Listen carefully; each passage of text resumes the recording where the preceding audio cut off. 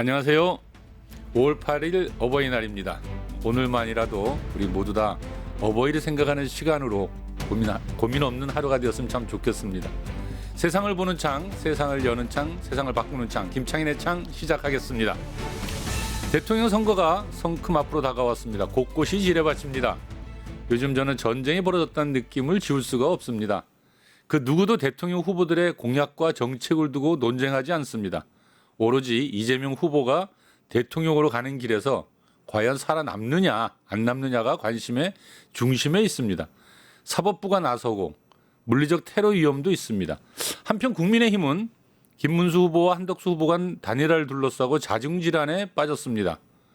이 와중에 진정한 민주주의와 보수의 길을 걷겠다고 외치던 김상욱 의원이 마침내 탈당을 결행했습니다. 스튜디오에 현재 김상욱 의원님 나와 계십니다. 어서 오십시오. 반갑습니다. 참 오늘 오전에 국민의힘 탈당 기자회견을 하셨죠? 네네 맞습니다. 심정이 참 복잡할 듯한데요. 시원하고 또 착잡하기도 할 것이고 먼저 심정을 좀 묻고 싶습니다. 고민을 많이 했던 일입니다. 많이 되돌아보고 정말 고민을 많이 한 후에 결정을 한 일이라서 좀 담담하게 탈당을 했고요.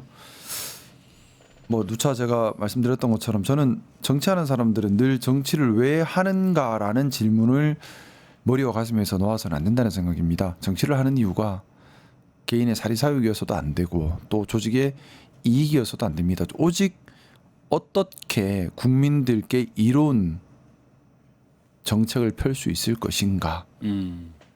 정치인들이 정치를 하는 이유에 대해서 우리가 절대 조속으로 잊어서는 안 되는 부분이라 생각하고요. 저도 이 물음에 답하기 위해서 부단히 스스로와 많은 대화를 하면서 오늘 탈당 결정을 하게 됐습니다. 이거죠. 뭐 좀 구체적으로는 그렇습니다. 먼저 제가 심정을 먼저 밝히셨으니까 하나하나 좀 여쭤볼게요. 네, 알겠습니다. 사실 윤석열의 12.3 내란이 없었다면 김상욱 국회의원 생활도 좀 순탄했겠죠. 순탄했을 것 같습니다. 안전하게 3선까지는 가지 않았을까요? 오늘의 탈당까지 이르지도 않았을 것 같고요. 일 많이 하고 있던 의원이었는데 갑자기 이렇게 됐습니다. 의원님의 그 운명이 뒤집어지는 순간이 바로 작년 12월 3일 윤석열의 쿠데타인데 사실 그 쿠데타는 윤석열의 운명도 바뀌었지만 의원님의 운명도 바뀐 것 같아요. 아무튼 국민의힘은 계엄 해제 표결에도 동참하지 않았고 또 국민 앞에 사과하지도 않았습니다. 이것이 김 의원님을 견딜 수 없게 만든 가장 큰 동인 중에 하나였겠죠. 괴로운 것은 얼마든지 견딜 수가 있습니다. 그런데 도저히 견딜 수 없는 부끄러움이 너무 컸습니다. 부끄러움이 컸다. 예. 그래요. 기자회견 과정에서 보니까 국민의힘은 정통 보수 정당의 길에서 벗어났다. 이런 문구가 있더라고요. 근데 김상욱 의원님이 보는 정통 보수는 뭐냐? 그러니까 국민의힘은 그 길로 돌아갈 가능성이 전혀 없다 이렇게 보신 건데 그럼 정통 보수의 길은 어떤 것을 말하는 건가요? 뭐 저는 제가 생각하는 정통 보수라고 하는 것은 그 사회가 받아들이고 지키고 있는 가치들을 원칙들을 지켜가는 것이라고 생각합니다. 근데 이것은 상대적인 것이지요. 계속 바뀌는 겁니다. 2025년에 지켜야 할 가치와 1950년도에 지켜야 될 가치 또 한 100년 정도 시간이 더 지난 다음에 가치는 또 바뀔 겁니다. 2025년 지금 우리 사회가 지켜야 될 가치는 민주주의, 법치주의, 공정, 합리, 개방, 자유, 포용 이런 가치들이라고 생각하고요. 이런 가치들을 잘 수호함으로써 그 사회가 신뢰할 수 있는 사회로 만들고 안정적인 사회, 예측 가능한 사회, 투명한 사회로 만드는 것이 지금 정통 보수가 해야 될 역할이라고 생각합니다. 민주주의와 법치주의, 공정 합리와 상식이 통하는 사회. 그것이 우리가 다 거죠. 동의하고 우리 사회의 기반을 이루고 있는 기본 원칙이기 때문에 그렇습니다. 많은 사람들이 동의하는 그 원칙을 잘 지키는 것이 정통 보수의 길이다. 네. 그렇게 돼야지만 진보가 새로운 도전을 할 수가 있습니다. 예. 지금 사실 제가 대한민국 사회에 어떻게 보면 완전히 비어있는 영역이 진보의 영역이라는 생각도 하고 있습니다. 뭐냐면 진보는 시대 정신을 반영해서 여러 가지 창의적, 도전적 길을 추구를 가야 해야 되는데. 합니다. 예. 지금 시대 정신은 무엇일까 모르겠습니다. 제가 생각하는 지금의 시대 정신은 AI와 로보틱스 등이 이유가 된 사회 변혁입니다. 엄청난 변화가 따를 거예요. 기존에 우리가 신앙처럼 믿어왔던 민주주의가 AI가 발달함으로 인해서 위협받고 새로운 모습으로 바뀔 수도 있습니다. 또 우리가 지켜왔던 노동의 가치라는 개념도 AI와 로보틱스가 발전하면서 노동 소멸 현상이 벌어질 수 있고요. 그러면 과연 노동의 가치, 인간의 존엄은 어떻게 해야 될 것인가 새로운 테마를 던지고 있습니다. 고민할 시간이 많지도 않거든요. 자, 그러면 2025년의 진보는 이 부분을 고민해야 합니다. 2025년의 진보는 포스트 민주주의, 포스트 노동, 그리고 이 사회의 변화 어떻게 선도할 것인가, 어떤 도전할 것인가. 물론 틀린 생각들이 있을 수 있죠. 하지만 다양한 창의적인 생각들이 나와주고 실행하려고 시도를 해야 되거든요. 자, 그걸 하려면 역설적이지만 사회가 안정적이어야 되고 그런 실험들을 받아들일 수 있는 그런 충격들을 받아들일 수 있을 정도로 탄탄해야 합니다. 그게 보수의 역할이라고 생각해요. 보수가 도리어 민주주의를 탄탄하게 지키고 있고 법치주의를 탄탄하게 지키고 있고 공정한 사회, 개방적이고 합리적이고 자유롭고 포용적인 사회를 잘 지키고 있으면 진보가 마음 놓고 그런 실험들을 할 수가 있어요. 그래야 사회가 발전합니다. 역사가 진보합니다. 예. 그런데 우리 사회는 지금 보수가 보수의 역할을 못하니 불안해져 버렸습니다. 사회의 안정성이 뿌리째 흔들려 버렸어요. 사회 갈등이 심화되고 있습니다. 그렇게 되니까 진보도 시대 정신을 반영한 새로운 도전을 하지 못하고 도리어 민주주의를 지키자 이렇게 된다는 30년, 40년 전에 하던 민주주의를 지키자로 다시 돌아오고 있습니다. 네. 우리 사회가 멈추고 퇴보하는 건데요. 저는 너무나 큰 위기의식을 가지고 있습니다. 대한민국 사회가 정말 위험한 순간에 있습니다.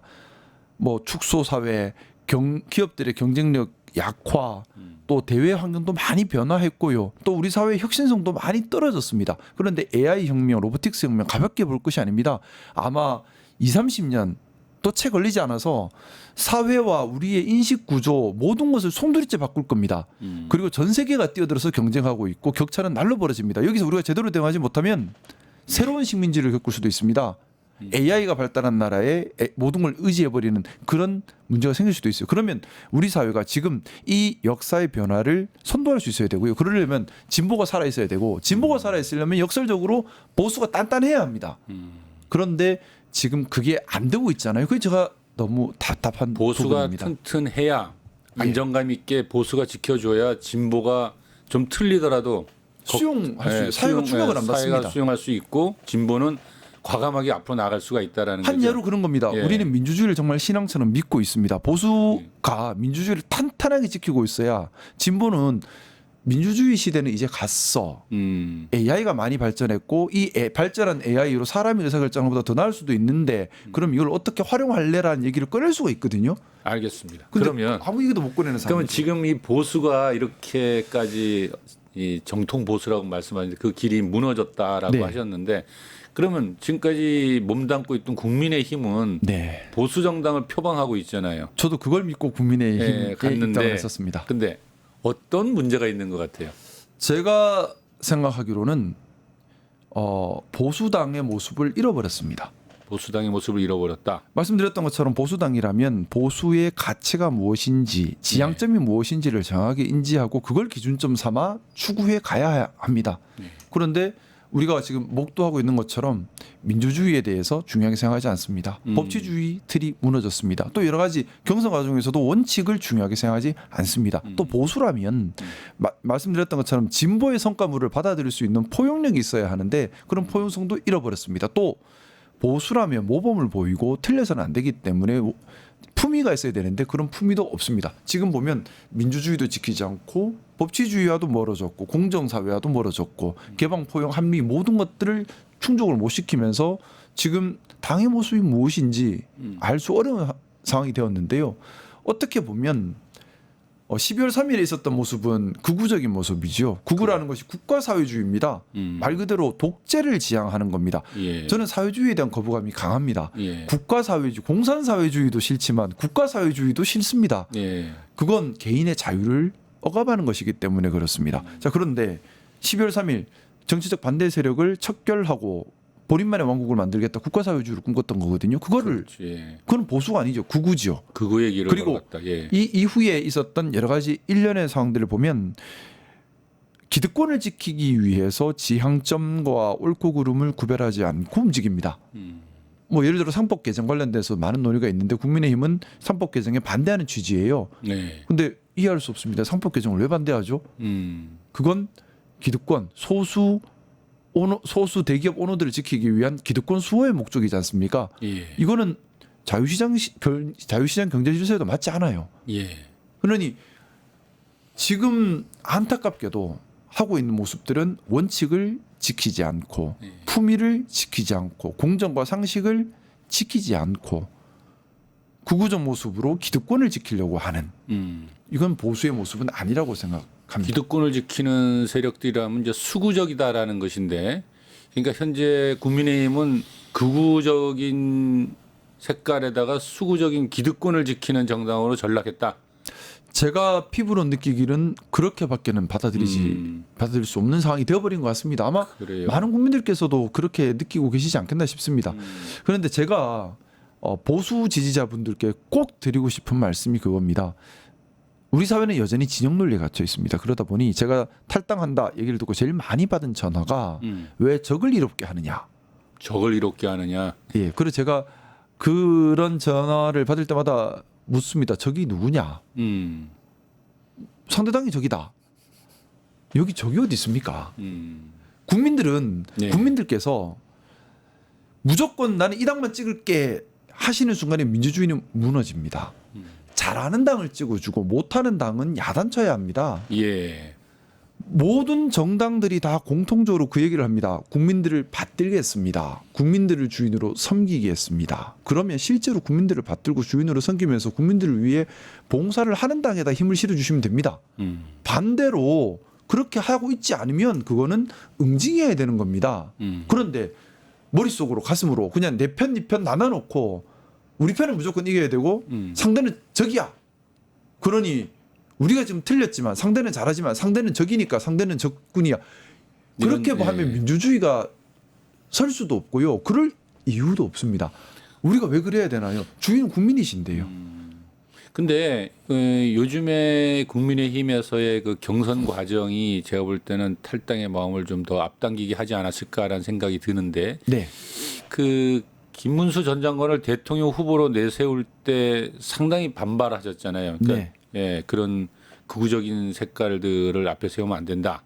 그리고 내란에 대해서 조금도 반성하지 않았던 사람이다. 이제 이런 것이었는데, 또 한독수 후보가 나올 땐 더더욱 또 무원칙하게 그런 사람하고, 왜냐하면 정치적으로나 또 도의적으로나 이 쿠데타에 이 내란에 큰 책임이 있는 사람인데 그런 사람과 단일화 같은 걸 추진하는 건 야합이다. 이제 이런 비판을 많이 하셨고, 그리고 당내에서 이런 짓을 하지 말아라 얘기를 여러 번 하셨는데, 근데 사실은 지금 진행되고 있는 걸 보면은 한독수로 몰아가기 위한 다양한 당 지도부의 움직임이 있고, 거기 지금 반발하는 이 김문수 후보, 이게 지금 사실 우리 대한민국을 좀 뜨겁게 달구고 있는 이슈란 말이죠. 그러니까 이런 본질을 잘 봐야 됩니다. 예. 이게 뭐냐면 경선 과정은 민주적이어야 하죠. 네. 왜냐하면 우리가 민주주의 국가에서 민주주의 선거를 하는 국가니까요. 그런데 민주의 반대말은 말 그대로 기획을 해서 답을 정해놓고 소수 엘리트들이 그쪽으로 몰고 가는 겁니다. 네. 자, 근데 국민의힘에서의 지금 과정을 보면 민주적인 것이 아니라 그렇죠. 답을 정해놓고 몰고 가고 있습니다. 이거는 반민주예요. 그렇죠. 민주주의 국가의 공당이 정당이 반민주적으로 한다? 있을 수 없는 일이고요. 자, 저는 처음부터 그 얘기를 했었습니다. 우리 당에서 대통령 후보를 낸다면, 기어코 낸다면 최소한의 자격 요건, 최소한의 자격 요건은 계엄 해제에 찬성하고 탄핵에 앞장선 사람이어야 한다. 그것이 아니라면 일단 후보의 자격 요건이 없다. 물론 그건 최소한입니다. 충분 조건이 아니에요. 최소한의 그런 조건을 얘기를 했었고 최소한의 그 자격 요건을 떠나서 또 절차적인 부분이 있죠. 원칙이 지켜져야 됩니다. 그런데 김문수 후보는 자격 요건을 갖추지 못한 사람이고요. 한덕수 후보는 자격 요건도 없지만 절차에도 맞지 않습니다. 맞습니다. 예. 근데 거기다가 원내 지도부가 앞장서서 그렇죠. 원칙과 규칙과 심지어 당원들의 투표한 당심을 다 무시하면서 그러니까요. 마음대로 또 끌고 가고 있습니다. 저는 이걸 보면서 윤석열 대통령이 한 것과 뭐가 다르지? 라는 본질적 의문을 가질 수밖에 없고요. 너무나 큰 부끄러움을 느꼈습니다.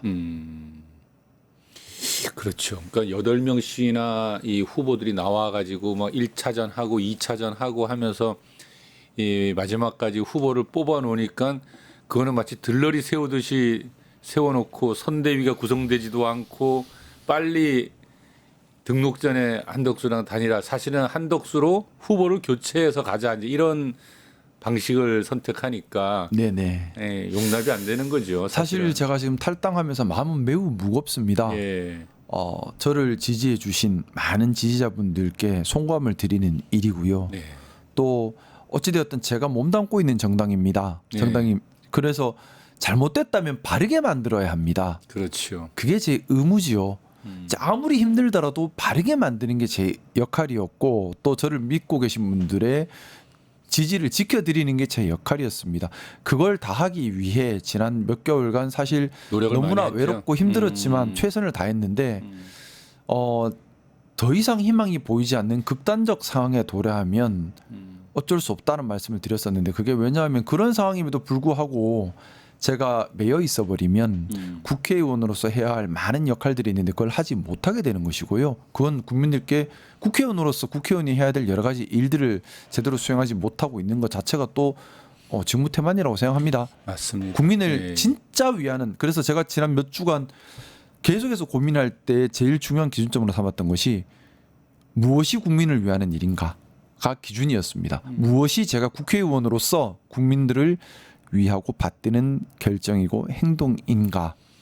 근데 그 고민 끝에 내린 것은 국민의힘에서 더 이상 건강한 보수를 발견하기 어려웠다. 또 제가 바꿀 능력도 되지 않고 도리어 여기서 발목이 잡혀버리면서 제가 국민을 위해 받들어야 될 역할을 하지 못하게 되는 상황이 되는다라는 좀 그런 생각들을 하게 됐고요. 특히나 저는 보수와 극우, 보수와 수구라는 개념을 반드시 구별을 해야만 한다라는 생각. 그리고 제가 신중하게 또 정확하게 판단하고 말을 해야지 저를 믿어주시는 분들께서도 또 판단의 참고 자료로 삼으실 수 있다고 생각합니다. 그러니까 국민의힘이 앞으로 살아남으려고 하면 그리고 실질적으로 내란 정당의 이미지를 벗고 살려고 하면 제가 봐도 그 극우의 길, 그 수구의 길을 벗어나서 정말 정통 보수의 길을 걷겠다고 할 때 살아남지 안 그러면 역사의 뒤안길로 사라지는 건 저는 시간 문제다 이런 생각은 듭니다.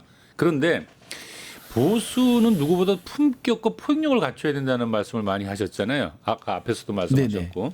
그런데 오늘 기자회견에서도 그런 표현이 나오던데 보수의 포용력이란 무엇인가? 그러니까 국민의힘은 도리어 이제 프레임으로 공격하고 인신을 무자백에 유린하는 방식으로 신뢰를 주지 못하고 있다 이런 표현을 쓰셨는데 지금 어떤 모습이 실제로 그렇게 많이 좀 당한 편이신가요? 뭐 당연히 좀 유무형의 공격을 뭐 지난 수개월간 많이 당하고 있는데요. 근데 말씀을 올렸던 것처럼 뭐 그런 공격을 당하고 억울한 누명을 쓰고 하는 건 이미 각오하고 시작한 일이었기 때문에 그게 겁나는 건 아닙니다. 그런데 제가 공인으로서 국민들을 받들겠다라고 선언을 하고 국회의원이 되었는데 그 역할을 다 못하는 것이 두려웠습니다. 제가 국민의힘을 있으면서 국민의힘을 건강한 보수 정당으로 바꾼다면 그거는 제가 어떤 고통이 있더라도 감내해야 될 부분이죠. 근데 이번 특히 경선 과정을 보면서 제가 더 이상의 희망을 발견할 수 없겠구나라는 생각을 했고요. 제가 지난달 말에 당의 마지막 충정이란 마음으로 제 거취를 걸고 4대 요구를 당에 요구를 했습니다. 첫째가 윤석열 대통령 제명, 두 번째가 탄핵 반대 등을 한 것에 대한 대국민 사과, 그리고 경선 과정에서 원칙을 지키겠다, 야합을 하지 않겠다라는 모습, 그리고 마지막으로 민생 정책. 지금 민생고가 너무 힘들거든요. 네. 여기에 대한 이거는 기본입니다. 대선에 임하는 당의 기본이어야 합니다. 저는 12월 3일 이후에 줄곧 당에 요구했던 것이 대국민 사과를 하고 탄핵에 적극 나서고 보수당으로서의 의무를 다하면서 국민들께 처음부터 다시 그렇게 신뢰를 해야 된다. 얻어가셔야 한다. 그 길만이 당이 나갈 길이다라고 줄기차게 말씀을 드리고 있는데, 답을 주던가요? 뭐 답을 줬으면 이렇게 뛰어나오진 않았겠지만. 결국 국민들께서 보고 계신 것처럼 뭐 좀 변화를 이끌어내지는 못했고요. 됐고. 도리어 당내에서 철저하게 고립되는 고립되고. 상황이 되었고, 이걸 고립됐다는 것이 이것을 바꿀 수 있는 힘을 잃어버린다는 것이거든요. 그렇죠. 바꿀 수 있는 동력을 어디서도 발견할 수가 없었습니다. 제가 괴로운 건 괜찮습니다. 괴로운 건 버티면 됩니다. 괴로워봐도 뭐 제가 이번 12월 3일 날, 그리고 12월 3일 날 계엄해제하면서 죽을 각오를 했었고요. 그리고 또 5.18 광주 민주화 묘역을 참배하면서 우리 역사에 시민들과 학생들이 희생되는 일이 더 이상 없어야 된다. 혹시라도 혁명이 필요한다면 내가 대신 희생돼서라도 이런 일들은 막아야겠다 결심하면서 또 한 번 죽을 각오를 했었습니다. 그래서 죽을 각오를 2번 하고 나니까 괴롭히는 건 겁이 안 났어요. 근데 바꿀 수 있는 동력이 없다. 아, 물론 동력이 라는 없다. 것은 굉장히 저한테 너무나 큰 고통이 절망으로 다가왔고, 제가 우려하던 일들이 점점 현실이 되면서 비상식적인 모습을 지금 보이고 있지 않습니까? 네. 너무 부끄러웠습니다. 김 의원님은 외롭고 힘들더라도 참 보수주의자의 길을 걷겠다라는 얘기를 여러 차례 했잖아요. 근데 정치는 어차피 이제 혼자 할 수는 없는 거 아닙니까? 그러니까 정당을 통해서 실현해야 될 터인데, 어떤 방송 매체를 제가 언뜻 들어보니까 요즘 민주당이 훨씬 보수의 길을 더 잘 걷고 있다는 발언을 하신 바가 있어요.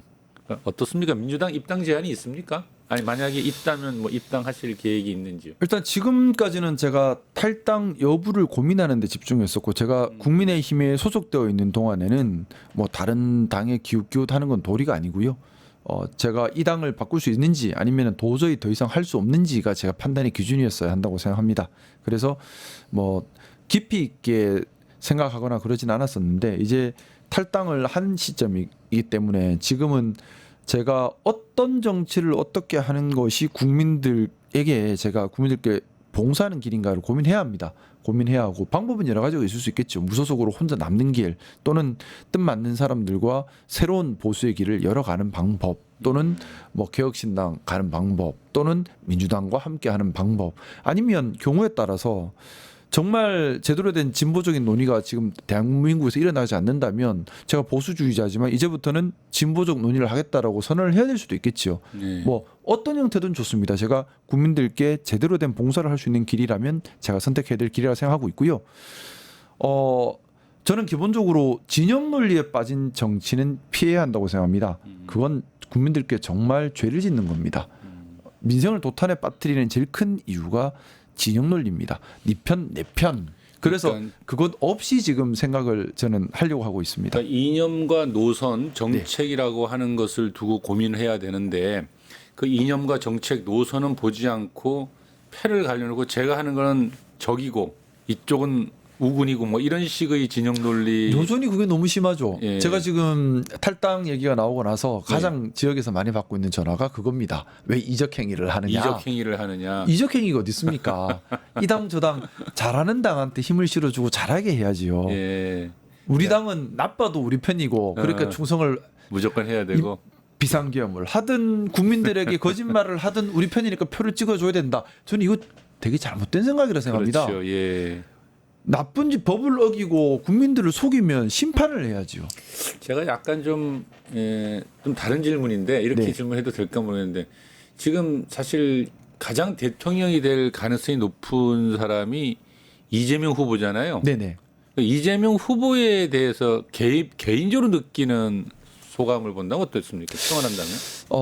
제가 이재명 후보를 잘 알지는 못합니다. 예. 개인적으로 얘기를 나눠본 경험도 없고요. 예. 뭐 제가 그분의 삶을 막 따라다니면서 이런 건 아니라서 알 수는 없는데 제가 지금 가장 중요하게 생각하는 것, 대통령 후보로서 지금 물으시는 거니까 지금 대한민국 대통령이 풀어야 할 가장 중요한 과제부터 제가 생각하는 부분은 AI 혁명, 로보틱스 혁명을 어떻게 대응할 것인가, 그리고 축소 사회 문제에 어떻게 대응할 것인가, 경제의 경쟁력 약화 어떻게 대응할 것인가, 또 심각한 사회 갈등 어떻게 풀 것인가, 정치의 낙후 어떻게 해결할 것인가, 또 민생이 어렵습니다. 어떻게 살 길을 열 것인가, 대외관계 망가졌거든요. 어떻게 균형점을 찾아 나갈 것인가, 또 북한과의 관계 개선, 중국, 미국, 러시아, 일본 사이에 우리가 균형자 역할을 어떻게 해 나갈 것인가, 이런 것들이 아주 중요하고 시급한 테마들입니다. 네. 저는 대통령 되실 분은 이걸 해결할 의지와 능력을 갖춘 분이어야 한다고 생각을 하고 있고요. 예.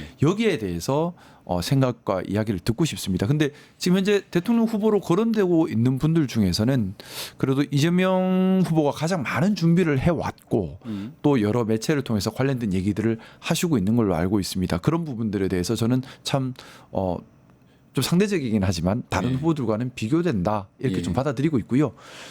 그리고 제가 민주당이 도리어 보수 정당이다라는 얘기를 꺼냈는데 이 얘기 때문에 민주당에서 진보를 자처하는 분들이 속상하다 말씀도 저한테 하시던데, 제가 말씀드린 보수라고 하는 것, 2025년의 보수라고 하는 것은 말씀드린 것처럼 민주주의를 민주주의와, 지키고 예. 법치주의를 지키고 공정하고 합리적이고 개방적이고 자유롭고 포용적인 사회를 만들어 가는 저도 겁니다. 약간 입에 붙었어요. 이제 예. 그 김성우 의원님 늘 하는 얘기가 있어가지고 예. 이 시대 2025년의 보수주의자는 민주주의와 법치주의를 지키고 공정 합리 그렇죠. 개방, 네, 포용, 개방, 자유 포용, 이런 자유. 것들을 만들어 가는 겁니다.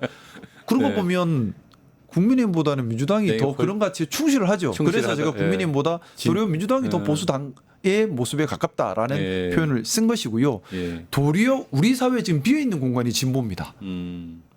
근데 뭐 좀 김 의원님이야 진보의 길보다는 늘 자신은 정통 보수주의자의 길을 걷겠다고 하시니까. 왜냐하면 제가 머리가 나쁘고 아이디어가 적어서요. 진보는 기본적으로 시대 정신을 반영한 다양한 창의적인 도전을 해야 되는데 저한테 뭔가 이렇게 하면 해결할 수 있겠어라는 창의적인 아이디어들이 잘 안 나와요. 그래서 그건 똑똑하신 분들께서 진보 영역을 좀 맡아주시면 저는 예. 기존 틀을 잘 지키겠다라는 생각을 가지고 이제 보수 정치 얘기를 하고 있는 중인데요. 예. 근데 정말 국민의힘은 어떻게 보면 보수당의 본연의 모습을 잃어버렸고 민주당이 어떻게 보면 제가 생각하는 보수당의 모습을 갖추고 있는데 역으로 정말 진보의 영역이 지금 사라졌어요. 그러면서 사회 전반적으로 사회 혁신성도 많이 사라져 버렸습니다. 사회가 혁신을 안 하면 진보적 도전을 하지 않으면 정체되면서 낙후됩니다. 특히 이런 시대 패러다임 전환 시기에는 이런 혁신적 도전이 정말 필요합니다. 우리나라가 큰 나라가 아니기 때문에요. 더 이게 활발해야 되거든요. 좋습니다. 좋아요. 형님께서 혁신적 도전을 좀 해주십시오. 예, 알겠습니다. 그러면 말이죠. 이런 질문을 그래도 이제 또 변호사, 이제 법조인의 길을 좀 걸어오시다가 네. 이제 의원이 되셨는데 사실 최근에 벌어졌던 일에 대해서 잠깐 의견을 좀 물어보고 싶어요. 그러니까 그 조희대 대법관이 보여줬던 그 희대의 판결, 빛의 속도로 그냥 이 2심에서 무죄로 왔던 그 선거법 위반, 이재명 대표의 선거법 위반 그것을 느닷없이 또 유죄 취지로 파기환송했고 다시 또 고법에서는 그 파기환송심을 대선 이후로 미루면서 아무튼 이 사회가 엄청나게 짧은 시간 동안 요동을 쳤단 말이죠. 우리 전부 다 이건 또 하나의 내란이다 이제 막 걱정을 했던 바가 있고요. 그 사법 쿠데타가 일어났다. 처음에는 이제 윤석열의 쿠데타. 그랬다 헌재가 빨리 안 돼가지고 다들 또 막 걱정하다가 이제 사법부의 쿠데타 이렇게 하다가 요즘에 또 무슨 걱정들을 많이 하냐면 자꾸 이재명 후보에 대한 테러 위험을 자꾸 여러 사람들이 얘기를 하고 있어요. 그래서 물리적 쿠데타까지 일어나는 거 아니냐 이런 좀 걱정을 하는 거죠. 사실은 이제 말이 안 되는 거죠. 민주주의가 무너지는 소리가 들리는 건데요. 그런데 이런 상황들 이게 사실 테러와 혐오, 배제, 진영 논리 뭐 아까 하신 말씀들이 이제 종합한 것 같긴 한데 이게 사실 이재명 후보를 대상으로 놓고 벌어지고 있단 말이죠. 이 모든 문제들이. 그래서 제가 한 사람의 법조인을 봤을 때 이 상황을 어떻게 평가하느냐라는 거죠. 실질적 법치가 무너지고 있는 현장인 겁니다. 우리 사회를 지탱하고 있는 보이지 않는 힘이 제도에 대한 믿음과 신뢰였습니다. 제도에 대한 믿음과 신뢰가 무너졌다 지금. 많이 무너졌지요. 예. 우리가 상상도 할 수 없었던, 전에는 어떤 일이 있으면 제도가 해결할 것이다라는 신뢰가 있었습니다. 그것이 실질적 법치를 지탱하는 힘입니다. 실질적 법치라고 하는 것은 형식적 법치와는 다른 거지요. 네. 내용도 정의로워야 한다는 겁니다. 이 실질적 법치 안에는 사법의 자제 개념도 들어가 있는 겁니다. 그렇죠. 근데 지금 사법이 정치로 들어옵니다. 그러니까요. 목적을 가지고 들어온 것이란 의심을 받습니다. 이미 내용의 정당성이 흔들려 버린 겁니다. 그렇죠. 신뢰가 사라지고 있는 거죠. 뭐 서로 극단적인 방법들 계속 나오는 거예요. 저는 그래서 제가 법치주의라고 얘기를 하고 있는데 법치가 지배의 도구가 되어서는 안 됩니다. 법치라고 하는 것도 국민들을 받드는 도구여야 하고 내용이 있어서 정당해야 합니다. 그 정당이라고 하는 것은 헌법 가치에 맞으면 정당한 겁니다. 자, 헌법 가치에 맞는, 그러면 이 선거라고 하는 것은, 특히 대통령 선거라고 하는 것은 국민들의 바람을 반영하는 가장 큰 선거입니다. 네. 예전에 뭐 저도 들은 얘기인데요. 김영삼 대통령과 김대중 대통령 사이 정말 안 좋았잖아요. 그랬죠. 근데 이제 김영삼 대통령 말기에 김대중 대통령이 이제 대통령 선거를 준비하고 있는데 수사기관에서 뭐 하나 잡았습니다. 수사하겠습니다 하니까 김영삼 대통령이 비자금 수사하려고 했죠. 불같이 화를 냈다 하더라고요. 그러니까요. 너가 어디 대선에 끼어드냐. 그때는 김영삼 대통령, 김대중 대통령 이런 분들이 다 선이 있었던 겁니다. 그렇죠. 정쟁은 정쟁이고 지금 대선 앞두고 있는데 어디 수사기관이 감히 김대중 대통령 후보의 수사를 하겠다는 말을 하면서 대선에 끼어드느냐. 너 그러면 안 돼라고 끄는 거거든요. 그런 어른이 왜 없을까요 지금? 요즘 같았으면 누가 끊을까요? 그러니까요. 아니, 도리어 정치가 퇴보하고 있는 것 같습니다. 그러니까요. 뭐 수십 건씩 털고 또 털고 또 털고 하니까 네. 거기에 또 사법 이 기능까지 다 끼어들어서 같이 그러고 있으니까 사회가 많이 퇴행을 걷고 저는 있는 이번에 거죠. 대법원에서 뭐 일단은 이제 그 부분은 이제 고법에서 현명하게 해서 좀 멈추긴 했는데 대법의 결정을 보고 상당히 혼란스러웠습니다. 뭐냐면 이례적으로 빠른 결정 그러니까요. 한다는 것 자체가 대선이라는 선거에 영향을 주겠다는 의도로 읽힐 수밖에 없는 데다가 전원합의체였어요. 전원합의체라고 하는 것 자체가 뭔가 기존 판례의 변경을 얘기하는 것이고 그리고 또 제가 뭐 형사법 공부할 때 형법 천원에 제일 앞에 나오는 게 책임주의 원칙입니다. 형사법이었잖아요. 형벌에서는 기본적으로 책임주의 원칙입니다. 뭐냐면 밖에서 일반 국민들이 볼 때 정말 나쁜 것이라 하더라도 피고인 본인의 책임질 이유가 없으면 책임을 안 진다는 거예요. 예. 이게 책임주의의 대원칙입니다. 근데 보면 판단 기준이 피고인 본인이 아니라 국민이다라고 돼 있잖아요. 저는 보고 깜짝 놀랐어요. 이게 무슨 말이지? 그러니까 형사법의 원칙에도 안 맞고 절차적으로도 이례적이고 또 시기적으로도 이상하죠. 사법이. 그러니까. 그래서 상당히 혼란스러웠습니다. 어쨌든 고법에서 기일을 연기함으로써 이 부분에서 현명한 조율점을 찾아낸 것 같은데 사법이 정치를 함부로 하려고 해서는 안 되고요. 마찬가지로 정치도 사법에 영향을 함부로 미치려고 해서는 안 됩니다. 서로가 서로를 이용하려고 하면 안 돼요. 근데 이번에는 어쨌든 깜빡이 안 놓고 들어온 거는 이쪽이었기 때문에 선을 넘었네요. 그러니까. 예, 먼저 예. 깜빡이 안 놓고 들어오니까 여기서 빵 해버린 거죠. 예. 그러다 보니까 우리 국민들 놀란 겁니다. 왜 예. 무슨 일이야 사고 난다는 건데 좀 소위 말하는 엘리트라면 내가 엘리트니까 계도하고 지배하고 정의 내리겠다 이래서는 안 되고요. 네. 엘리트면 받들고 봉사를 하고 더 귀 열고 마음을 낮춰야 합니다. 알겠습니다. 오늘 아주 짧은 시간 동안 네. 이 가졌던 마음들을 쭉 좀 다 듣고 있는데요. 제가 한 번은 처음에 정치하려고 할 때 김성우 의원님이 하려고 할 때 어떤 정치를 원하느냐라고 우리 하니까 오래됐어요. 창현님하고 저하고는요. 물어보니까 그때 이렇게 얘기했잖아요. 이 정말 노동을 소중히 여기고 또 인권을 소중히 여기고 그리고 또 남북 관계를 편없게 만드는 그런 일들을 하는 의원이 되고 싶다 해서 제가 국민의힘 안에서는 그런 얘기 많이 하지 마라. 내가 그런 얘기를 했던 기억이 나요. 이제 오늘 이제 탈당을 하셨으니까 마음 편안하게 노동 인권과 남북 평화를 위해서 많이 뛰시는 사실은 좀 많이 아쉬워요. 의원님이 뭐냐면 되시라. 국민의힘 안에서 예, 보수 정당 이 제가 지금 말씀드린 게 그게 2025년 보수의 가치여야 하는 겁니다. 예, 지금 1950년이 아니거든요. 그러니까요. 그래서 이 얘기를 마치면서 네. 지금 보고 있는 많은 시청자분들도 있고 네. 또 지지자분들도 있고 또 안타까워하는 분도 있을 거고 참 잘했다 박수 치는 분도 계실 건데 거기에 좀 마지막 한 말씀 좀 덧붙여 주시면서 좀 대담을 정리할까 합니다. 네. 긴 고민 끝에 어려운 결정을 했습니다. 그것 때문에 많은 지지자분들께서 실망하신 분들도 계실 것이고 또 염려하는 분들도 계실 겁니다. 저도 사실은 또 막막합니다. 또 뭐 광야에 혼자 서 있는 그런 느낌이고요. 또 많은 공격에 또 노출될 것이고 사실 짧은 시간 정치하면서 억울함을 느낄 때도 많았고 또 두려울 때도 있었고 부끄러울 때도 있었습니다. 그 모든 느낌들과 되돌아보는 시간들을 국민들을 잘 받드는 제 마음속에 나무를 키우는 씨앗으로 삼으려고 합니다. 그래서 제가 몇 가지는 꼭 약속드리고 싶습니다. 저는 정말 국민을 위한 정치를 하고 싶다. 그렇게 할 것이다. 그리고 왜 정치를 하는가, 또 잘하고 있는가, 틀린 것은 없는가 늘 되돌아보고 겸손하게 반성하면서 잘못된 점이 있다면 진심으로 뉘우치고 반성하고 더 잘하려고 노력할 것이고요. 또 필요한 것이 있다면 두려워하지 않고 용기 내서 해야 될 역할은 반드시 꼭 하는 그런 정치인으로서 해나가겠다 말씀드립니다. 제가 오늘 현충원에 참민주 보수의 길을 걷겠습니다. 한 표현을 썼습니다.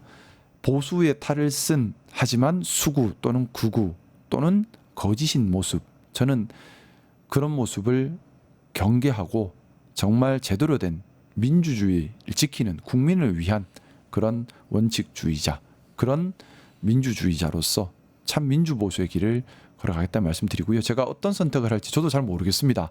하지만 어떤 선택이든 지금 대한민국이 직면한 여러 가지 이런 제가 말씀드렸던 시급하고 중대한 많은 문제들을 직면하고 있습니다. 이 문제들을 가장 잘 해결을 해서 국민들께 도움이 될 수 있는 그 길을 선택하고 최선을 다해서 일 잘하는 국회의원 하고 싶습니다. 잘 알겠습니다. 오늘 대통령 선거가 계속 진행되고 있습니다. 이 와중에 김성우 의원은 국민의힘을 떠납니다. 진정한 보수주의자는 민주주의와 품격을 지킨다는 그의 마지막 말이 여운을 주고 있습니다. 함께해 주신 여러분 감사합니다. 거침없이 소신을 밝혀주신 무소속의 김성우 의원님 감사합니다. 감사합니다. 네.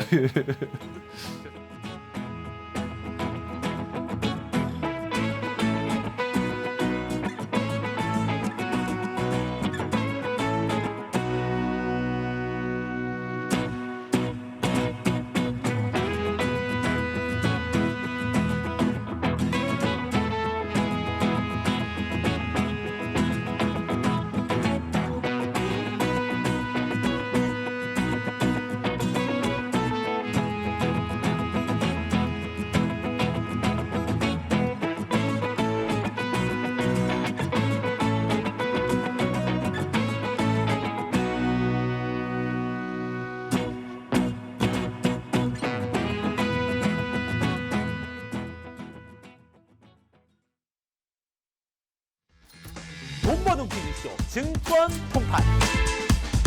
너도 받고 나도 받는 친구 초대 무제한 적립 이벤트. 초대 횟수 무제한, 보상도 무제한. 한 문제만 풀면 친구도 코인, 나도 코인. 우승 상금에 친구 초대 보상까지. 매일 낮 12시 증권 통팟에서 만나요. 네, 이은혜 의원이 펼치는 뉴스 브리핑과 대선 특집 인물 탈곡 편을 살펴보겠습니다. 안녕하세요. 네, 오늘도 탈탈 털어드리겠습니다. 대선 특집 인물 탈곡기 이은혜입니다. 오늘 털어볼 인물은 누굽니까? 네, 오늘은 무소속의 날인가 봅니다. 무소속 한덕수 대선 후보 털어보려고 합니다. 네, 본격적으로 털어보기 전에 지금 상황을 잠깐 좀 짚고 가야 할 것 같은데요. 어제 김문수 후보와 이제 한덕수 후보 간의 이 단일화 회동이 있었죠. 네, 그렇습니다. 결과부터 말씀드리자면 아무런 진척이 없었다입니다. 그 상황을 가장 잘 보여주는 기사 제목을 좀 꼽아봤는데요. 한덕수 당을 맡기자. 김문수 내가 당이다. 그리고 김문수 시간은 나의 편. 한덕수 여론은 나의 편. 이렇게 정리해 볼 수 있겠습니다. 짧지만 아주 이해가 금방 되네요. 김문수 후보는 당무 우선권을 앞세우면서 시간 끌기에 나선 거죠? 네, 맞습니다. 김 후보는 단일화는 할 건데 왜 꼭 11일 이전이어야 되냐라는 입장입니다. 만약 후보 등록일을 넘기게 되면 자연스럽게 김문수 후보가 기호 2번을 받게 되고요. 한덕수 후보는 국민의힘 울타리 밖에서 뛸 수밖에 없게 되죠. 그러면 당연히 김문수 후보의 주도권을 더 강하게 쥐게 되고요. 당 지도부도 강경할 텐데요. 네, 김문수 후보가 반발을 하든 말든 어저께 당원 단일화 여론조사 강행했고요. 4월 연속 의원총회 열면서 압박하고 있습니다. 심지어 김무성 전 대표 기억하시죠? 네. 그분을 비롯한 상임 고문단들이 단일화 촉구 단식을 시작하고 권성동 원내대표까지 동조 단식에 들어갔습니다. 단식이요. 고문단이 제법 고령인데. 네, 어르신들 정말 많이 계시던데요. 네. 사실 윤석열이 나라를 망칠 때에도 총칼을 휘두르면서 불법 계엄 저지를 때도 예. 식사 잘 잡수시고 잠도 잘 주무시던 양반들이셨잖아요. 그러니까 근데 이제야 와서 이 자기의 권한들, 권익 이게 남에게 돌아간다라고 생각하니 밥이 잘 안 넘어가시는 모양입니다. 그리고 솔직히 권성동 의원도요. 고통받는 국민 입장에서 단 한 끼라도 밥 굶어본 적 있을까 싶은데요. 지난 탄핵 국면 때 광화문 광장에서 단식하면서 농성했던 민주당 의원들 또 진보당 의원들 생각도 많이 나고 비상행동 지도부도 생각이 나는 장면이었습니다. 아무튼 국민의힘 정치가 너무 얄팍한 거 아닌가 싶습니다. 그래서 지도부는 어떻게 하자는 계획인가요? 지금 마냥 두 후보의 협상만을 기다리고 있는 건 아닐 것 같은데. 네, 그야말로 강제 단일화 로드맵입니다. 오늘 저녁 6시에 두 후보의 토론회 이어가겠다 계획했고요. 이어서 7시부터 내일 오후 4시까지 당원 투표와 일반 여론조사 반반으로 후보 선호도를 조사하겠다고 밝혔습니다. 오늘 아침에는 김문수 후보가 이에 강하게 반발하면서 토론회 절대 안 나가겠다. 당무 우선권 발동하겠다. 당은 단일화해서 손 떼라. 안 그러면 법적 조치하겠다. 이렇게까지 말했고요. 결국 오늘 저녁 토론회는 취소되었고 대신 여론조사는 그래도 강행이 될 것 같습니다. 뭐 난리통이고 아니요 그냥. 김문수 후보 지지자들도 여기에 끼어든 것 같던데 네. 보니까요. 그 후보 지지자들은 전국위원회랑 전당대회 소집에 대해서 가처분 신청을 냈습니다. 이렇게 되면 전국위원회를 통해서 단일화를 실현하고 또 전당대회를 통해서 한덕수로 후보를 바꾸려고 했던 지도부의 계획이 무산될 수도 있습니다. 뭐 어떻게 하든지 간에 이제 김문수를 몰아내려고 하는군요. 네. 거의 당 내전이 벌어질 것 같은데. 네, 맞습니다. 이 내전의 끝에 모두가 폭망하길, 그래서 국민의힘이 해체까지 되기를 강하게 응원을 하는 바입니다. 김문수 화이팅입니다. 그럽시다. 같이 화이팅 하고요. 이제 오늘 원래 털어야 될 분이 한덕수 후보라 그랬나요? 네, 한번 맞습니다. 탈탈 털어볼까요? 네, 인물 탈곡기 드릉드릉 한번 예. 돌려보겠습니다. 한덕수 첫 번째 키워드는 통상 못할 사람입니다. 아, 본인은 스스로 통상 전문가라 그러잖아요. 네, 통상 잘할 사람이라고. 네. 얼마 전 미국과의 관세 협상에서도 직접 나서고 있는데 물론 비판을 많이 받았죠. 왜냐하면 미국과는 맞서지 않겠다 뭐 이런 표현을 해가지고. 네, 기억하시죠? 지난달 17일 영국 매체랑 인터뷰하면서요. 미국의 관세 조치에 대해서 will not fight back. 맞대응하지 않겠다라고 말해서 논란이 되었습니다. 당시 권한대행이었던 한덕수는 우리의 산업 역량, 금융 발전, 문화, 성장, 부는 미국의 도움 덕분이다 라면서 미국을 은인 떠받들듯이 말을 했습니다. 저는 그걸 듣고 지금이 무슨 김미더 초콜릿 하던 시기인가 네. 싶었는데요. 당연히 미국과의 관세 전쟁 상황에서 지나치게 저자세로 임하는 거 아니냐 이런 비판을 많이 받았죠. 그 트럼프하고 이 전화 통화하면서도 영어 잘한다는 칭찬받고 되게 좋아했잖아요. 네, 그거를 일부러 이렇게 흘린 것 같은데요. 예. 저는 굉장히 부끄러웠어요. 그렇죠. 솔직히 당시 상황에서는 잘하는 영어라도 예. 좀 못하는 신용하면서 아니 그렇죠. 당연히 통역을 통해서 얘기하고 좀 그런 그쵸. 모습을 보이는 게 좋죠. 네. 예. 그리고 못 알아듣는 척이라도 해가면서 예. 우리의 국익을 좀 지킬 수 있는 기회나 시간을 벌어야 될 때였는데 그게 아니라 본인이 직접 나서서 뭐 LNG며 방위비 분담금이며 온갖 걸 막 내주는 식으로 협상을 진행을 했습니다. 그래서 대선 출마를 위해서 국익 희생시키는 거 아니냐, 이 협상을 대선 몸값 불리기용으로 활용하는 거 아니냐 이런 비난 많이 받았습니다. 그러니까 지나친 저자세, 친미 일변도의 모습이 확실히 이제 국익을 우선하는 통상 전문가의 덕목이라 할 수는 없겠네요. 네. 그런데 한덕수 후보는 굉장히 오랜 기간 동안 경제 관료를 지냈잖아요. 네, 1970년에 행정고시에 합격했고요. 네. 그 이후 김영삼, 김대중, 노무현, 이명박, 윤석열 정부까지 줄줄이 주요 관직을 이어왔습니다. 뭐 통상교섭본부장, 대통령 비서실 경제수석비서관, 재정경제부 장관, 국무총리, 주미대사 등등 굉장히 많은데요. 정권마다 색깔을 샥샥 바꾸면서 주요 관직을 차지했다고 해서 희대의 카멜레온 이렇게 불리기도 했습니다. 그야말로 어마어마한 올드보이네요. 아까 통상 못할 사람이라 그랬죠. 네. 그럼 그 과정에서 통상 협상해가지고 실패한 사례가 무척 많은가 보죠. 네, 대표적으로 회자되는 게 마늘 협상 파동입니다. 혹시 기억하시죠? 그게 2000년도 김대중 정부 때 있었던 일이죠. 네. 중국과의 협상 얘기하는 네, 거죠. 맞습니다. 예. 당시 당시 중국산 마늘이 너무 많이 들어오다 보니까 중국산 마늘의 관세를 10배 이상 올리는 긴급 수입 제한 조치, 세이프 가드를 발동을 했습니다. 그런데 중국이 가만히 있지를 않았죠. 한국산 휴대전화와 폴리에틸렌 수입을 중단하는 보복 조치를 취했습니다. 결국 한덕수 후보가 통상교섭 본부장으로 협상에 나선 결과 한국이 3년간 중국산 마늘을 32,000톤, 그것도 낮은 관세로 들여오게 타결이 되었습니다. 혹들에다 혹 붙였네요. 네, 잼 날렸는데 핵펀치 맞은 그런 예. 격인데 중국의 통상 무역 보복에 완전히 굴복하고 마늘 시장을 다 내어줬다. 이렇게 농민들부터 많은 국민들이 질책을 하셨습니다. 게다가 그 내용 중에는요, 2003년부터 한국은 중국산 마늘 수입을 자유화한다라는 이면 합의가 들어 있었는데 이거를 숨겼다가 몇 년 뒤에나 들통이 나는 바람에 결국 자리에서 물러나게 됐습니다. 관두면서도 한덕수는 자기 변명을 잊지 않았는데요. 한마디로 국익을 위해 어쩔 수 없는 선택이었다. 이렇게 인터뷰를 했습니다. 국민을 속이는 이면 합의구만요. 국익을 위한 이면 합의가 아니고. 그렇죠. 다음 사실- 키워드는 또 뭐가 있습니까? 네, 다음 키워드는 배신의 달인입니다. 배신의 달인이라고 하면 가장 먼저 떠오르는 게 노무현 대통령 그 서거 당시에 장례식장 찾아오지 않고 손가락질 받았던 모습 아닙니까? 네, 사실 그건 배신이라고 하는 게 맞는 것 같습니다. 예. 노무현 대통령이 산업부 국장 정도 급이었던 한덕수 후보를 산업연구원장, 국무실장, 재경장관, 국무총리까지 승승장구시킨 분이었거든요. 그런데 노무현 대통령이 검찰에 이 숙청을 당했을 때에도 그리고 언론에 조리돌림 당하셨을 때에도 한 번도 찾지 않고 심지어 장례식장에도 나타나지 않았다는 거죠.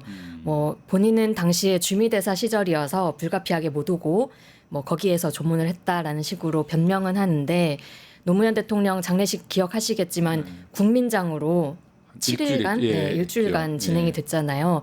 그중 하루도 못 와봤다. 이거는 사실 좀 변명이 궁색하지 않나 싶습니다. 우리 사실 별로 안 친한 사이에도 장례식장은 좀 가는 게 국룰이잖아요. 그렇죠. 그 우리 전통이기도 하고 인간 도리니까요. 그렇죠. 근데 안 그래도 얼마 전 방송에 나오셨던 그 김준영 의원이 한덕수 후보에 대해서 배신의 달인이다 이렇게 평가를 하시더라고요. 네, 그거는 1995년에 있었던 한미 자동차 협상 때 이를 두고 하신 말입니다. 당시 한국 시장에서 미국 자동차 점유율이 상당히 낮았거든요. 미국은 자국의 자동차 무역 적자를 문제 삼으면서 한국 시장 개방을 압박했습니다. 급기야 슈퍼 301조를 통해서 한국을 불공정 무역 국가로 지정하고 보복 관세도 경고했었고요.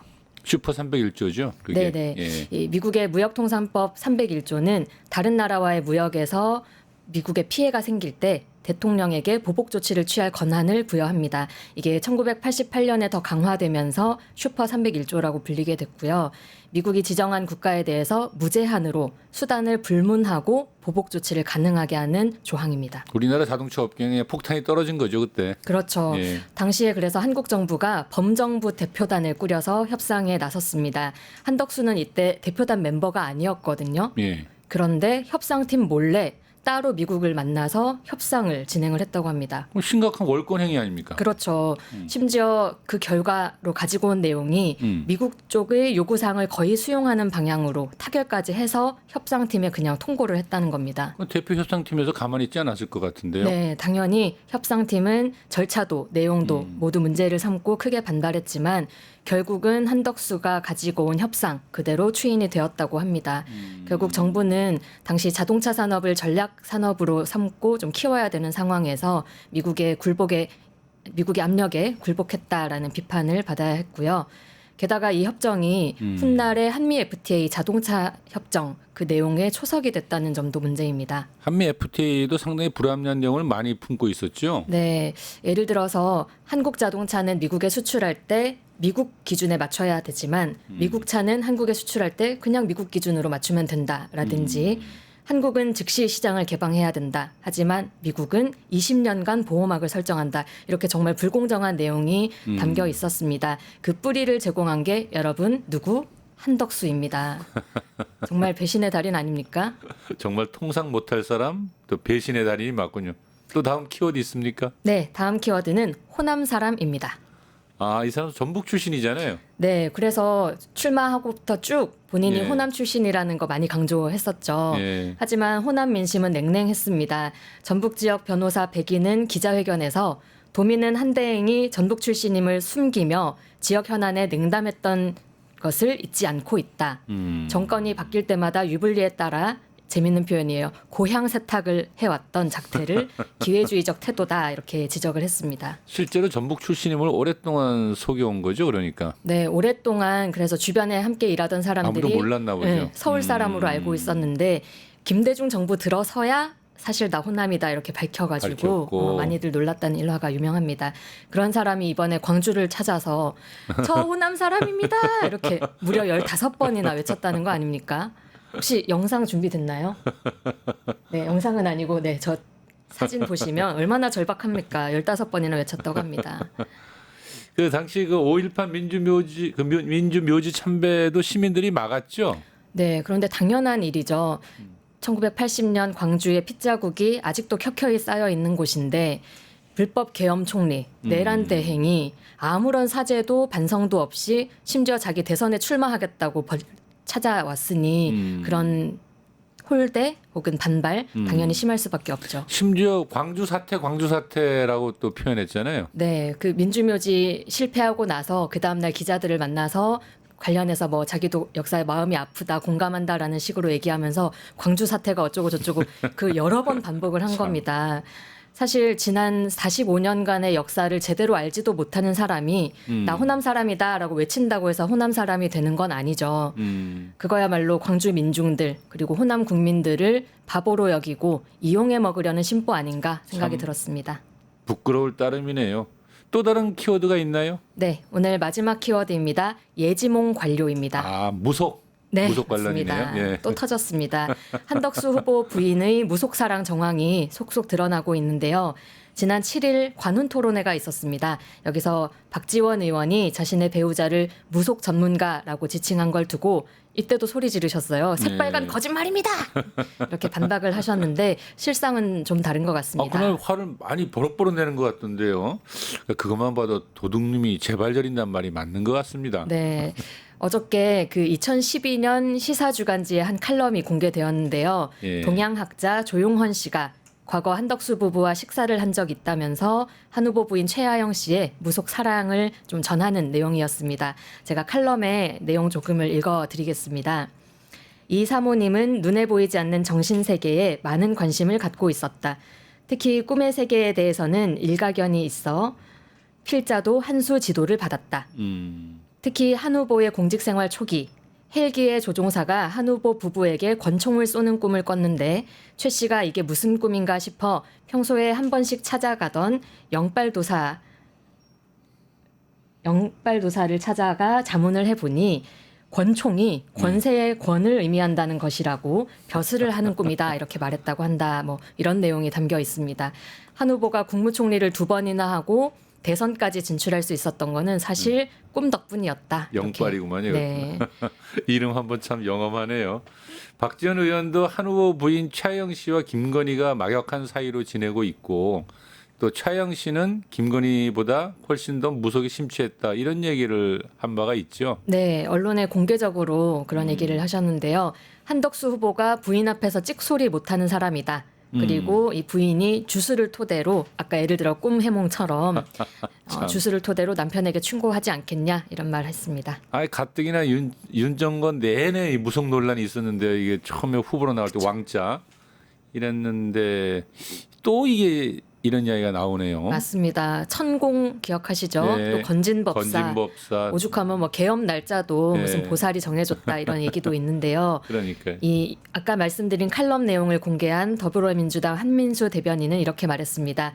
이번 대선은 장림무사와 안진뱅이 주술 사이 무속 정권이 내란까지 일으켰다 파면당해 치러지는 선거이라면서 무속에 심취한 대통령 부부가 나라를 쑥대밭으로 만들었는데 똑같이 무속 논란이 뒤따르는 한덕수 총리가 대선에 나오겠다니 정말 염치 없다 이렇게 비판했습니다. 맞는 말입니다. 다른 여러 사안 못지않게 철저히 검증해야 될 문제 같습니다. 네, 맞습니다. 우리나라는 무속의 나라가 아니니까요. 오늘 어떠셨나요? 탈탈탈 인물 탈곡기 한덕수 편이었습니다. 오늘 준비한 거는 여기까지입니다. 수고하셨습니다. 감사합니다. 네.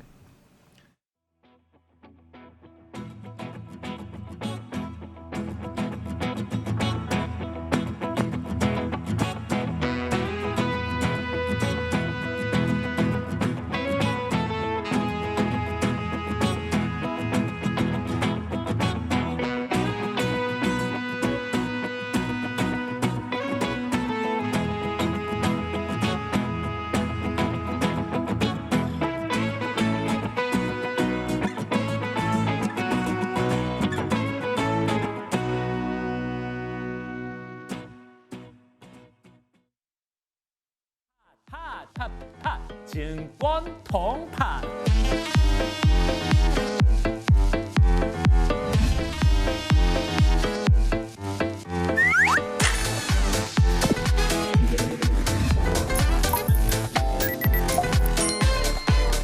매일 낮 12시에 많은 참여 바랍니다. 예, 오늘 김창회 창에서는 관세 전쟁을 벌이고 있는 미중 갈등 그리고 잊혀질만 하면 나타나는 대한민국 내 반중 협중 이슈를 두고 중국을 오랫동안 연구해온 광운대 김희교 교수님과 대담을 진행하려고 합니다. 어서 오십시오. 반갑습니다. 대통령 선거가 눈앞에 좀 다가왔습니다. 사상 초유의 내란을 겪으면서 벌어지는 선거라 그 어느 때보다 긴장이 높고요. 이제 빛의 속도로 진행한 대법원의 이재명 후보에 대한 유죄 취지 파기환송 다들 엄청 놀랐잖아요. 교수님도 깜짝 놀랐죠. 깜짝 놀랐습니다. 그랬다 또 고법이 또 재판을 연기하면서 또 한 번 놀라고 이제 지금은 또 한덕수, 김문수 간의 속 시끄러운 단일화 협상이 막 당이 깨질 정도로 지금 막 되어가고 있습니다. 그래도 오늘 또 방금 바로 전에 또 김상우 의원 또 탈당 기자회견하고 와서 또 바로 그냥 따끈따끈하게 지금 또 탈당 대담도 했고요. 네. 근데 이제 어느 대선 후보도 그래서 사실 중국에 대한 발언을 좀 대단히 좀 아끼고 있는 것 같습니다. 그러니까 관심에서도 좀 멀어져 있는 것 같기도 하고 도리어 중국에 대한 발언을 하는 자체가 표에 그게 도움이 된다고 보지 않는 것 같기도 하고요. 그래서 미국의 눈치 보는 측면도 있겠지만 그만큼 우리 한국 사회에서 중국 이슈를 다루는 게 어려운 것 같습니다. 네. 예. 그래서 중국은 우리 대해서는 어떻게 보고 있을 것 같아요? 먼저 말씀드리고 싶은 건 사실 지금 우리가 국내 문제가 거의 뭐 100년에 한 번 일어날까 말까 한 일이 거의 하루를 멀다 하고 벌어지고 있잖아요. 그러니까요. 그 문제를 대처할 수 없는 상황이기도 하고 저 자신도 그런 문제에 주로 관심을 가질 수밖에 없는 상황이 벌어지는데 그럼에도 불구하고 공교롭게도 지금 국외의 문제도 심각하죠. 심각하고 우리가 한시라도 빨리 정신을 차려서 대치를 하지 않으면 큰일 날 상황들이 지금 외부적으로 벌어지고 있단 말입니다. 예. 그러니까 그동안 2차 세계대전 이후에 일어나고 진행되어 왔던 규범, 질서 이런 것들이 다 무너지고 있고 그러니까요. 저 새로운 판이 짜지고 있고 이런 시기여서 한시라도 빨리 이 나라 사태를 정리를 하고 우리는 좀 더 집중적으로 세계 속에서 한국이 어떻게 위상을 지을 것인가라는 문제에 관심을 더 쏟아야 합니다. 그렇죠. 예, 그런 점에서 저는 상당히 걱정스러운 시기이고요. 이러다가 자칫 잘못다가 19세기처럼 그냥 국내 문제에 치중을 하다가 나라가 이상하게 되어버리는 그럴 수 있는 가능성은 여전히 있다라고 보여지는 시기이고 중국 문제도 마찬가지입니다. 이제 예전에는 미국이 어떻게 하느냐만 보면 세계가 어떻게 돌아갈 수 있는지를 가늠할 수 있었는데 지금 눈앞에 드러나고 관세 전쟁에서 여실히 드러나고 있는 것처럼 미국만 어떻게 돌아가고 있는지는 세계가 어떻게 돌아갈 수 있는지를 전혀 예측할 수 없는 상황이 벌어지고 있고요. 중국도 이제 굉장히 중요한 플레이어가 되었습니다. 그래서 중국에 관해서도 중국이 앞으로 어떻게 나아갈지 무슨 생각을 하고 있는지 이런 문제를 계속 관심을 기울여야 될 시기라고 생각합니다.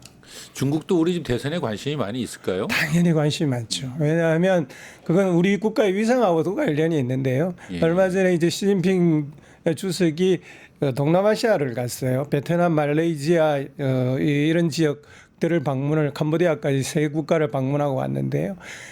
우리에 비해서 국력이 훨씬 낮은 국가들입니다. 그럼에도 불구하고 직접 왜 거기까지 날아갔느냐 하면 지금 미국이 벌이고 있는 관세 전쟁에 이어지는 세계 질서의 재편 여기에 그런 국가들조차도 중국한테 굉장히 중요하단 말입니다. 하물며 하물며 한국이야 말할 것도 없죠. 관심의 대상이겠군요. 그래서 중국의 중앙정부에서도 굉장히 관심을 가지고 이 문제를 살펴보고 있을 거고요. 관심은 대개 세 가지 정도 될 겁니다. 첫 번째로는 윤석열 정부가 했던 탈중국 방침이 지속될 것이냐. 아마도 이건 지속되지 않을 가능성이 높다라고 판단을 할 거예요. 정상적으로는. 예. 두 번째로는 이 관세 전쟁에 한국이 어떤 입장을 취할 것이냐. 이 문제는 우리가 예측하는 것보다도 중국은 훨씬 더 미국 편에 설 가능성이 더 있을 수도 있겠다라는 예측을 할 수도 있을 겁니다. 그렇겠죠. 예.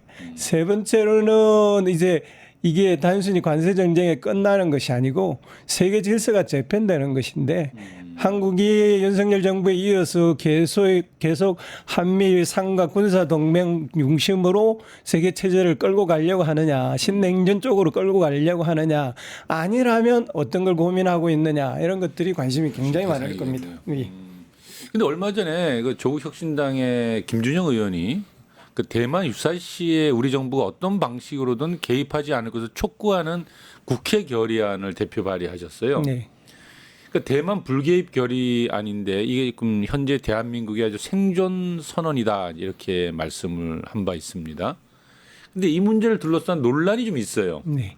일부 중국 전문가를 자처하는 사람들이 그건 너무나도 매국적이고 중국 공산당 공작이다 뭐 이런 비난까지 이제 퍼부었는데요. 여기에 대한 해설이 좀 필요할 것 같아요. 지금 대만을 중심으로 하는 이 문제가 심각하게 지금 벌어지고 있는 건가요? 이제 외교 문제는 사실상 지금까지 몇몇 사람들이 다 쪼물렀습니다. 예, 사실은 지금 사법 파동이 일어나고 있는데 사법부의 개입이라는 것도 지금까지는 전혀 문제가 되지 않고 그들이 결정하면 국민들이 따를 수밖에 없는 구조 속에 있었죠. 다르게 말하면 시민들과 국민들이 사법부를 통제하지 못했거든요. 이제는 그런 일이 있으면 이것이 민주주의가 위반되는 일이 쉽게 일어날 수 있는 상황으로 벌어지고 있는 거 아닙니까? 외교도 마찬가지입니다. 외교 문제에도 지금까지는 국민들이 전혀 개입을 못했어요. 통제하지 전혀 못했습니다. 그래서 몇몇 사람들이 혹은 국민들한테 알려주지도 않은 채 비밀리 뭔가를 진행하고 국민들한테 사후에 통보하는 사드가 그랬고 마늘 파동이 그랬고 그런 식이었죠. 그런 식으로 되는 건데 이제는 국민들이 직접 통제를 하기 시작해야 됩니다. 통제를 하려고 했을 때 제일 중요한 것은 국민 상식으로 외교를 보는 거예요. 예. 지금 대만 문제에 대해서 국민 상식으로 외교를 보는 첫 번째는 도대체 대만 사태에 왜 한국 국민의 목숨을 갖다 바칩니까? 그 이유를 설명하지 않고서는 이것이 뭐 대만 편을 들어야 된다, 미국 편을 들어야 되는 건 그 다음 문제예요. 대만 사태가 왜 심각하냐 하면 대만 사태의 전쟁이 일어난다는 것은 곧 중국하고 미국하고 전쟁이에요. 미국이 전쟁을 하려면 군대를 일본과 한국에서 끌고 가야 됩니다. 일본과 한국에서 끌고 가려고 한다면 한국은 전쟁에 어쩔 수 없이 개입할 수밖에 없는 상황이 벌어져요. 그렇게 되면 어떤 일이 벌어지냐? 중국이 사드를 왜 문제 삼았냐 하면 사드는 이 탐지기가 중국 전역을 탐지를 해요. 즉 미사일을 쏘는데 중국으로서는 수비가 안 될 가능성이 사드가 있다고 보는 겁니다. 그처럼 주한미군이 한국에 주둔해서 미국이 싸움을 한다면 아마도 전쟁이 일어난다면 미국과 전쟁이 벌어진다면 중국은 제1타켓을 일본이나 한국에 있는 미군 기지를 타격할 것입니다. 즉 우리는 전혀 원하지도 않는 상황에서 예. 전쟁의 한복판에 끼어들 수밖에 없고 우리 국민들이 목숨을 바쳐야 되는 상황들이 벌어진단 말이에요. 근데 그 중국과 네. 미국이 이제 갈등이 벌어지고 있고 현재 그리고 또 끊임없이 그것이 전쟁으로 발전할 위험성은 늘 있는 것인데요. 네. 근데 지금 이 시기에 대만에는 우리가 절대로 개입하지 않겠다라는 것을 내는 것은 그 다른 시기보다도 훨씬 좀 위험성이 높아졌다는 의미입니까? 그런 측면이 당연히 있습니다. 예. 우리가 트럼프한테 기대한 것은 딱 하나였어요. 트럼프가 계속 평화를 주장했거든요. 예. 평화를 주장하고 실제적으로 트럼프는 미국의 네오콘 세력과 아직도 여전히 거리를 두고 있어요. 그런데 우리가 다시 살펴봐야 될 것은 미국 국방부는 달라요. 미국 국방부나 네오콘의 입장에서는 트럼프가 상당히 자기의 이익에 위배되는 집단이자 대통령입니다.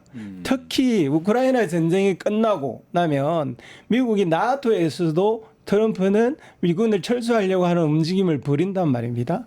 그렇게 되면 어떤 일이 벌어지냐 하면 미군을 축소하거나 군사비를 축소할 수밖에 없는 상황이 벌어지는 거예요. 군산복합체들하고 이해관계가 확 달라지는 또 거죠. 완전히 달라지는 예. 거죠. 그렇죠. 그러려면 그들은 다시 그들의 먹거리를 혹은 군사비를 올릴 수 있는 어디선가 뭔가의 해야 된다, 모티브를 동기를 찾아야 된단 말입니다. 가장 찾기 좋은 곳이 여기죠. 대만. 대만이군요. 왜냐하면 미국에서도 중국 위협론에 대해서 굉장히 고양되어 있고 특히나 일본이 앞장서서 중국이 위험하니까 이 지역을 하나의 전장으로 만들어서 같이 싸우자라는 논리를 계속 내세우고 있기 때문에 이 지역이 아주 위험해졌군요. 위험해지죠. 특히 일본의 움직임이 그 위험한 지역으로 가고 있고 그게 한국을 끌어들이려고 하고 있는 겁니다. 그 문제를 방금 지적하셨으니까 정말 그 얘기를 뭐 하나의 전장 개념을 좀 얘기를 하고 와야 될 것 같은데요. 그게 이제 지난달에 나카타니 겐 일본 방위상이 그런 발언을 한 거 아닙니까? 그러니까 동중국해, 남중국해, 그리고 한반도를 다 하나로 전장으로 묶어가지고 한 덩어리로 묶어서 미국과 일본이 공동 대응하자. 그러니까 이제 원 시어터 하나의 전장을 이야기한 것 같은데요. 그때 이게 자세히 보면은 그 내용을 보니까 일본, 미국, 오스트레일리아, 필리핀, 한국을 하나로 묶는 구상 같더라고요. 일본의 구상 같지만 그 미국의 그 피트 헤그세스 미국 국방장관이 적극적으로 환영의 뜻을 표하면서 이게 일본만의 생각이 아니라 미국의 구상이라는 생각이 드는데 실제 현실화될 가능성도 커진 것 같고요. 그게 좀 어떻습니까? 우선 이제 다행이라고 생각되는 점은 아직도 이시바 정부나 트럼프 정부가 그런 구상에 동의를 하고 있는 것 같지는 않아요. 그런데 문제는 한국, 미국, 일본, 필리핀까지 내부의 군부 혹은 우파 세력들이 이것을 적극적으로 추진해 나가고 있단 말입니다. 그런 점에 있어서 그게 아시아판 나토. 네네네. 아시아판 나토를 포함해서 하나의 전장도 그런 측면이고요. 최근에 김태호 차장이 미국에 건너가서 알렉스 우엉 NSC 부보좌관을 만났단 말입니다. 꼬리를 감추고 있던 김태호가 거기까지 낮에 가서 만난 이유는 일본이 중심이 되어서 진행하고 있는 소위 각국의 극우들의 꿈의 이 새로운 드림 그 꿈의 새로운 계획들 이것을 추진하려고 하는 추진체가 가속도로 지금 발진되고 있는 중이죠. 그런 점에 있어서 아직 정부나 국가가 개입은 하고 있지 않지만 한쪽에서는 군대 확산, 군비 확산 혹은 뭐 전쟁의 필요성 이런 것을 강조하면서 중국이라는 하나의 적을 만들어서 그들끼리 결속하려고 하는 움직임들이 지금 일어나고 있는 거고 그 하나의 방식으로서 하나의 전장이라는 이론이 나왔다라고 생각합니다. 근데 이게 아까 합의가 완벽하게 된 것 같지는 않다고 말씀하셨는데 그 미일 군사 협력이 실질적으로 하나의 전쟁을 실현해 가는 방향으로 가는 것 같거든요. 그러니까 예를 들어서 주일 미군 기지에 그 죽음의 백조라고 불리는 그 비언비 랜서 전략 폭격기를 전진 배치한다. 오산 기지에 F-16 배치한다. 그리고 군산 기지에 5세대 전투기 F-35A 새로 배치하면서 뭔가 좀 무시무시한 느낌을 지울 수가 없거든요. 네. 알다시피 일본의 그 주로 미군들은 해군과 공군력을 가지고 있고 우리나라는 이제 주한 미군은 주로 이제 육군인데 기침이 자꾸 나네요.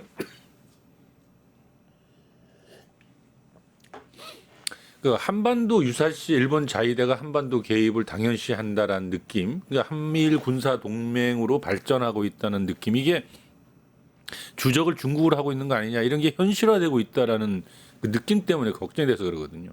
예. 바이든의 인도 태평양 전략이 기본적으로 중국을 주적으로 한국, 일본을 선봉에 내세우고 미국이 중국을 봉쇄하는 신냉전 전략이었습니다. 이제 그게 바이든이 개편되면서 트럼프로 넘어왔는데 트럼프는 뜻하지 않게 관세 정쟁이 확대되면서 이 문제를 어떻게 할지에 대한 정도는 아직 안 되어 있는 것으로 보이고요. 바이든 시기에 이미 지금 말씀드린 대로 이 미국의 태평양 사령부를 중심으로 일본은 급속하게 재편되어서 그 하나의 전략 기구로서 재편되어 가고 있는 거고 한국도 들어가려고 하던 차에 내란이 일어남으로써 중지되어 있는 상황이어서 언제라도 다시 재개될 수 있는 상황 속에 놓여 있는 건 틀림없습니다. 따라서 신정부가 그 문제를 어떻게 처리해야 될지를 고민을 해야 되는 핵심적인 사안 중에 하나인데요. 제가 보기에 다행인 것은 그 구도에 한국이 들어가느냐 들어가지 않느냐에 굉장히 중요한 키를 잡고 있습니다. 그런 점에 있어서는 우리 신정부가 고민도 많이 해야 될 테고 우리 입장에 있어서 이 문제를 어떻게 해결할 것인가라는 대안도 내어놔야 될 것입니다. 미국과 일본의 눈치를 많이 봐야 되는데 신정부가 들어섰다고 그걸 잘 싸워낼 수 있을까요?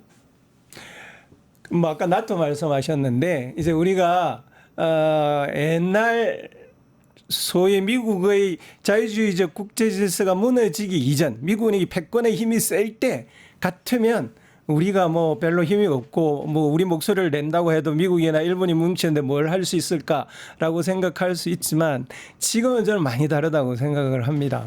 지금은 지정학적으로 완전히 재편되고 있는 상황이어서 우리 같은 중견국가가 어떤 선택을 하느냐에 따라서 무엇이 이루어질 수도 있고 이루어질 수 없는 상황이라고 보여지는데요. 국제적으로 보면 지금 일본은 아시아판 나토를 구축하자고 하고 있잖아요. 그렇죠. 일본이 말하는 아시아판의 나토의 핵심은 방위 체계입니다. 방위 체계와 안보 체계가 두 개가 다른데요. 예. 방위 체계는 구체적으로 적을 상정하는 거예요. 일본이 지금 아시아판 나토를 만들자고 하는 것은 중국을 적으로 나머지 국가들이 뭉치자는 거거든요. 그렇죠. 그런데 그런 방식은 우리한테는 전혀 도움이 안 돼요. 왜냐하면 일본에 비해서 우리는 중국의 수출 의존도가 훨씬 높고 높지요. 수출로 먹고 사는 나라란 말입니다. 예. 그런 식으로 중국을 적으로 하는 그 방위 시스템에 들어갈 때는 우리의 경제의 상당 부분을 포기하고 들어가야 되는 상황들이 발생을 한단 말입니다. 그럼 우리가 고민해야 될 것은 하나의 주적을 놓고 방해하는 것이 아니라 그냥 집단적인 우리 이 동아시아 전체를 어떻게 안보 체제로 구축할 거냐 이런 방향으로 가야 되는 거고요. 지금 미국이 나토에서 빠지려고 하고 있는 이 시기에 유럽도 가장 빠른 속도로 미국 없는 나토를 고민하고 있습니다. 미국 없는 나토라는 것은 결국은 구체적인 주적보다는 그중에 누군가가 문제를 일으키면 공동으로 대응하는 방식의 안보 체계를 구축하는 방식으로 갈 거라고 생각하고요. 우리 신정부는 충분히 그것을 끌고 갈 수 있는 힘이 있다라고 생각합니다. 그런데 이 중국 얘기가 나왔으니까 그거 좀 하나 살펴볼 필요가 있는데요.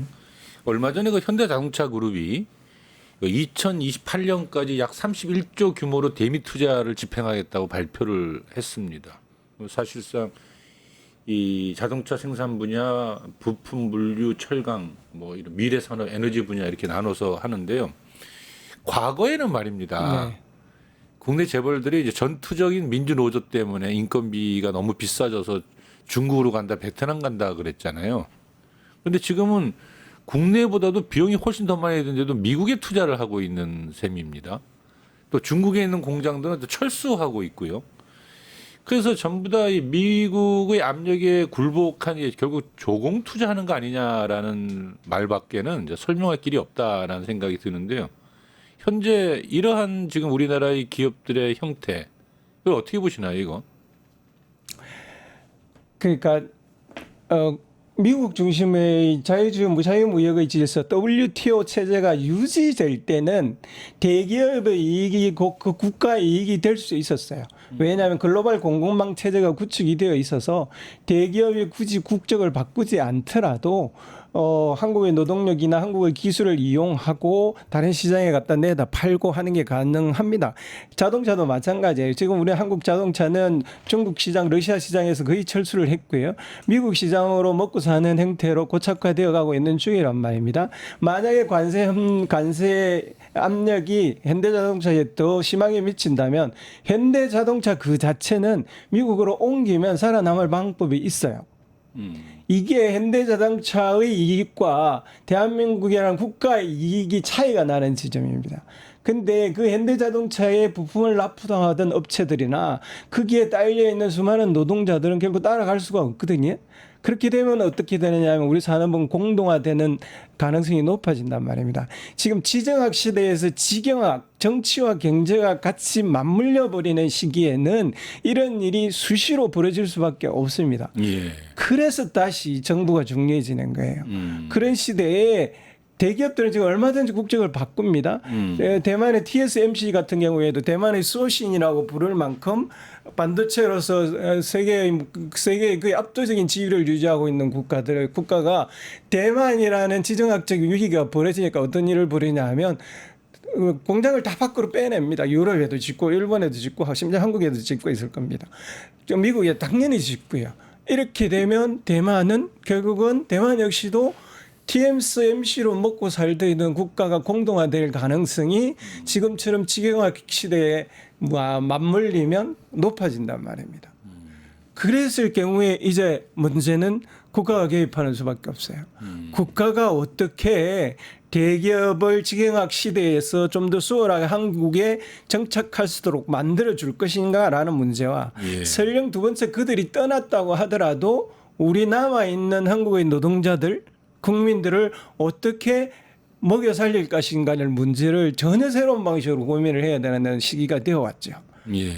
그래서 지금은 아마도 현대자동차를 저는 걱정할 필요는 없다고 생각합니다. 그건 어디로 가도 살아남을 수 있을 거예요. 예. 문제는 현대자동차가 떠나고 난 우리 경제는 어떻게 될 것인가라는 문제를 지금 고민을 해야 될 시점이 왔다고 생각합니다.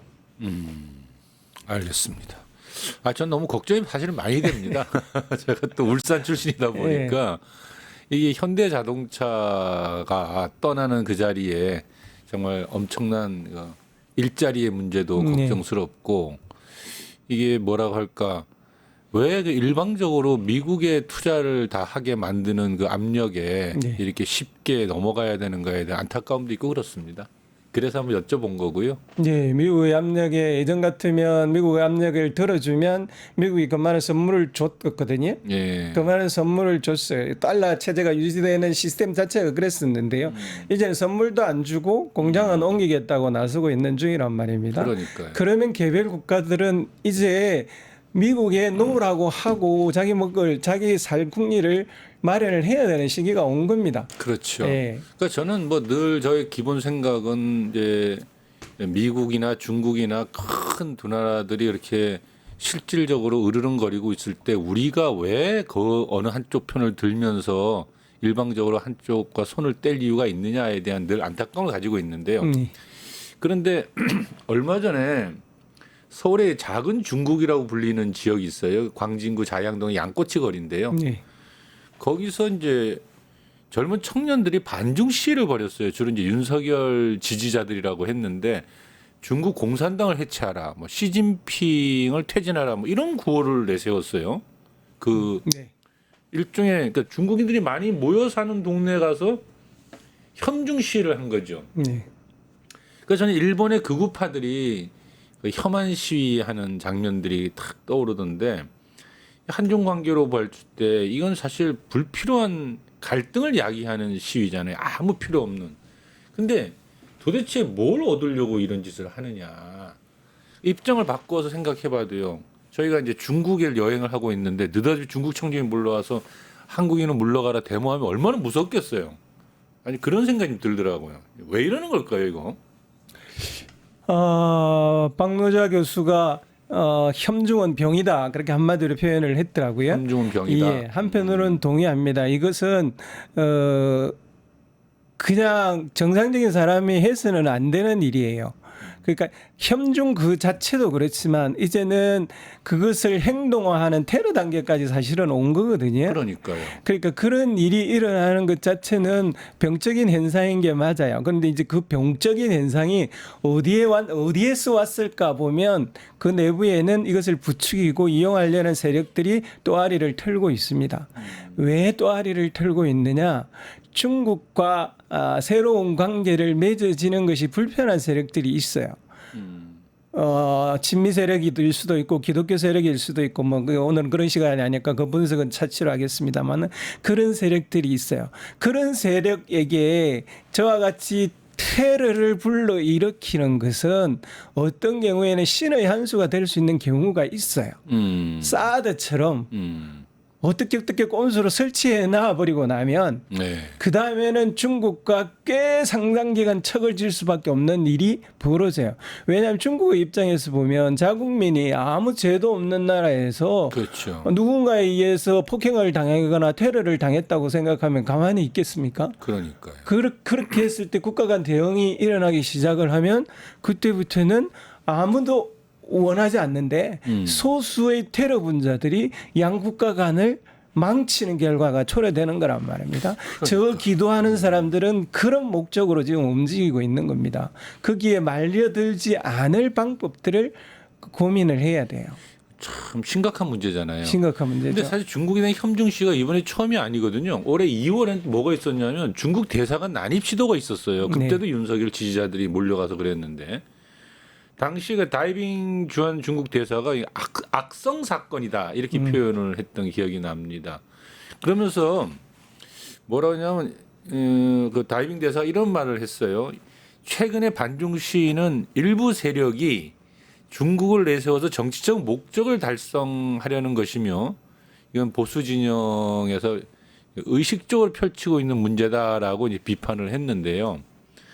근데 사실 아무런 증거도 없이 중국이 한국 선거를 부정 선거를 만드는데 개입했다라고 하는 설을 막 퍼뜨리고 있고 지금도 막 엄청 퍼져 있습니다. 각종 유튜브에서 극우적인 발언을 하는 많은 극우 유튜버들이 이런 얘기를 많이 하면서 혐중을 부추기거든요. 근데 제가 볼 때는 이건 심각한 외교 문제가 될 수 있는 것 아니겠습니까? 한 나라가 적극적으로 다른 나라의 선거에 개입해서 그건 범죄 행위를 자행하고 있다는 건데 그 다이빙 대사의 악성 사건이다. 이거 굉장히 좀 심각하게 봐야 되는 문제 아닙니까? 그 종이 한 장 남겨놓고 굉장히 위험한 양국 간의 문제가 지금 발생하고 있다라고 보는 게 맞고요. 그렇죠. 심각한 외교 문제죠. 예를 들면 미국 같은 경우에 외국에 나간 자국민이 한 명이라도 살해를 당하거나 위험한 상황에 포함면 거의 전쟁 상태를 발발을 시키는 국가 아닙니까? 지금까지 그와 같은 정말로 중국으로서는 참을 수 없는 악성 루머를 한국의 대통령을 했던 사람이 퍼뜨리고 있는데도 불구하고 참고 있는 이유는 중국이 가급적이면 지금까지의 문제는 그냥 한국의 내정의 문제라고 생각해 줬기 때문에 지금 뭔가 외교적인 조치를 하고 있지 않다라고 볼 수 있는 거고요. 이제 거기에서 만약 중국민을 폭행을 하거나 테러를 하거나 관광객들한테 불의의 사고를 일으킨다면 중국이 더 이상 참지 않겠죠. 근데 이제 문제는 우리가 잘 깨닫고 있지 못하는 것 중에 하나가 국가와 국가 간의 사실은 궁극적으로는 힘과 힘의 싸움이란 말입니다. 우리는 중국이 강대국이라는 사실을 아주 망각하거나 무시해요. 지금 미중 관세 전쟁을 보면 중국이 우리가 모르는 사이에 얼마만큼 큰 강대국이 되었는지 그 여실히 드러난다는 말입니다. 그 중에 하나가 히토류예요. 히토류 우리 요소수 하나로 전국이 난리가 났단 말입니다. 그랬죠. 중국이 이전과 달리 이제 히토류를 무기화시켰다고 분명히 선언을 했어요. 심지어는 미국의 편을 들어서 중국이 제재를 하는 국가에게도 우리는 제재를 하겠다라고 분명히 표방도 했단 말입니다. 그 히토류 카드를 하나라도 쓴다고 가정을 했을 때 우리가 불과 몇 명의 이 선동분자들의 폭력 때문에 국가가 입을 피해가 어떻게 되겠습니까? 그러니까 말입니다. 한마디로 좀 너무나도 우리 국익으로 놓고 본다면 위험한 일들을 겁없이 막 행하고 있다 이런 생각이 들거든요. 그런데 그 말씀이 나온 김에 네. 미중 갈등 얘기를 하셨는데 이게 어디까지 갈 것 같습니까? 제가 볼 때 미국이 관세를 때리면 중국은 따박따박 같이 관세를 때리면서 두 나라가 다 힘들겠지만 중국이 상대적으로 여유가 있다는 느낌을 저는 많이 받았거든요. 이 미중 간의 갈등을 보면서. 아무튼 지난달 마지막 주에 이게 백악관하고 중국 상무부에서 이제 고위급 실무단 회의가 상당한 합의가 이루어질 것이다라고 하면서 쭉 얘기가 되고 있는데 어차피 두 경제대국 싸우는 건 때문에 서로 피곤한 건 사실일 테니까 네. 트럼프가 원하는 건 뭐고 이 싸움은 어디까지 가고 끝날 것 같습니까? 그러니까 10일이죠. 이틀 뒤에 스위스에서 이제 미중 당국자들이 만난다고 해서 지금 아마 비행기를 탄 것 같아요. 만나서 협의를 할 것 같습니다. 그런데 아마도 그 협의 결과는 그냥 스스로 서로 의견을 타진하는 수준 정도일 것이지 구체적인 타협점이 나오기는 힘들어 보입니다. 왜냐하면 중국이 그동안 지난 10년 동안 미국의 이런 제재 혹은 미국의 중국의 봉쇄 정책에 상당히 많은 준비를 해왔어요. 일단은 중국이 관세 전쟁을 벌일 것에 대비해서는 중국도 사실은 수출로 먹고 살던 국가였거든요. 한때 38% 우리와 비슷한 포션을 GDP에 차지했는데 이것을 최근에 20% 아래로 떨어뜨렸어요. 내수로 많이 돌렸고요. 그리고 그 수출 조사도 굉장히 다변화시켰습니다. 미국에 의존하는 퍼센트를 15% 정도밖에 전체 수출에서 차지하는 비중을 낮춰놨단 말입니다. 그러면 GDP로 한 2.5%밖에 안 돼요. 그걸 아무것도 못한다고 하더라도 단순한 산술적으로 2.5%가 없어지는 거예요. 견딜 만한 수준이거든요. 거기에다가 미국의 아킬레스건을 많이 잡고 있어요. 대표적인 게 히토류죠. 그다음에 빅테크 기업이 중국에서 대부분 근거지를 잡고 있어요. 애플은 80에서 90%, 테슬라는 40%. 거기에다가 또 만드는 상품만 중국에서 만드는 게 아니라 중국 시장에 와서 대부분 20% 이상씩을 팔아요. 그걸 못 팔게 되면 미국의 빅테크 기업들이 엄청나게 손실을 본단 말입니다. 미국에서 미국 빅테크 기업이 차지하는 비중이 뭐냐면 테슬라, 애플, 그리고 월마트 3개만 하더라도 GDP 11%를 차지해요. 그러니까 그런 점에 있어서 관세 전쟁을 길게 끌면 미국이 훨씬 견디기 힘들어지는 거죠. 그래서 굉장히 많은 풍자 만화들도 나오는데요. 계속 트럼프가 시진핑의 목을 조르면서 딜해야 돼 이런 풍자 만화까지 계속 등장을 하는데 어쨌든 뭐 트럼프는 자기 체면이 있으니까 우리가 먼저 협상하자고 하지 않았어라고 말하지만 지금으로서는 미국이 협상을 다급하게 요구하고 있는 상황인 것 같은데 중국은 훨씬 더 느긋하게 이 협상에 임할 가능성이 있습니다. 그럼에도 불구하고 어쨌든 관세 정쟁은 이건 서로가 이길 수 없는 서로 손해보는 전쟁이거든요. 따라서 이게 어느 시기에 합의에 도달을 하기는 할 것 같습니다만은 트럼프가 자기 체면을 살리고 합의를 해줄 가능성은 중국 쪽에서는 지금은 별로 없어 보입니다. 그렇군요. 우리 저 한 가지만 좀 더 여쭤보고 또 대담을 살살 또 이제 마무리 네. 지어가야 될 것 같은데 최근에 러시아발 소식 중에서 북러가 같이 우크라이나 전쟁을 치렀다고 하는 것이 쭉 좀 사실로 밝혀지고 있습니다. 네. 참전했다는 거 아닙니까? 그러니까 북러는 이제 혈맹이 된 거잖아요. 네. 그러면은 북러가 가까워질수록 북중 관계가 좀 왠지 서먹해진다는 느낌이 들거든요. 네. 그러니까 북중 간에는 경제적으로 상당히 의존성이 높은데 이 지리적으로 역사적으로 소원해지는 건 바람직하지 않을 것이다라고 보여지는데 어떻게 보십니까? 이 북러 간의 이런 관계와 앞으로의 북중 간의 관계를 한번 평가해 보신다면? 지금 러시아 60주년 전성절 60주년 기념으로 이제 누가 모이느냐고 굉장히 중요했었는데 관심이 예. 많았고 중요했었는데 시진핑은 가요. 예. 근데 김정은 위원장 안 간단 말이에요. 왜 안 갈까 뭐 이런저런 이유들을 추적을 하지만 제가 추적하는 가장 큰 이유는 가면 틀림없이 중국하고 북한하고 정상회담을 해야 돼요. 그래야 모양새가 섭니다. 예. 그 소위 한때 동맹처럼 굴던 세 국가가 갔는데 대면대면하게 인사만 하고 헤어지면 둘 사이에 굉장히 큰 문제가 일어날 것이다라는 게 보이는 게 너무나 뻔하고 그걸 방지하기 위해서 뭔가 구체적인 사안들이 조율이 안 돼서 안 가는 게 아닐까? 이건 순전히 제 추측입니다만은 그렇게 판단을 하는데요. 어쨌든 러시아와 북한과의 관계는 좋고요. 처음에 뭐 많은 논자들이 이건 군사 동맹이 아니다 그랬는데 실제적으로 군사 동맹이고 또 이게 우크라이나 전쟁의 일시적인 동맹이다 그랬는데 실제적으로 이번에 인정한 걸 보면 앞으로도 지속될 동맹일 가능성이 높고요.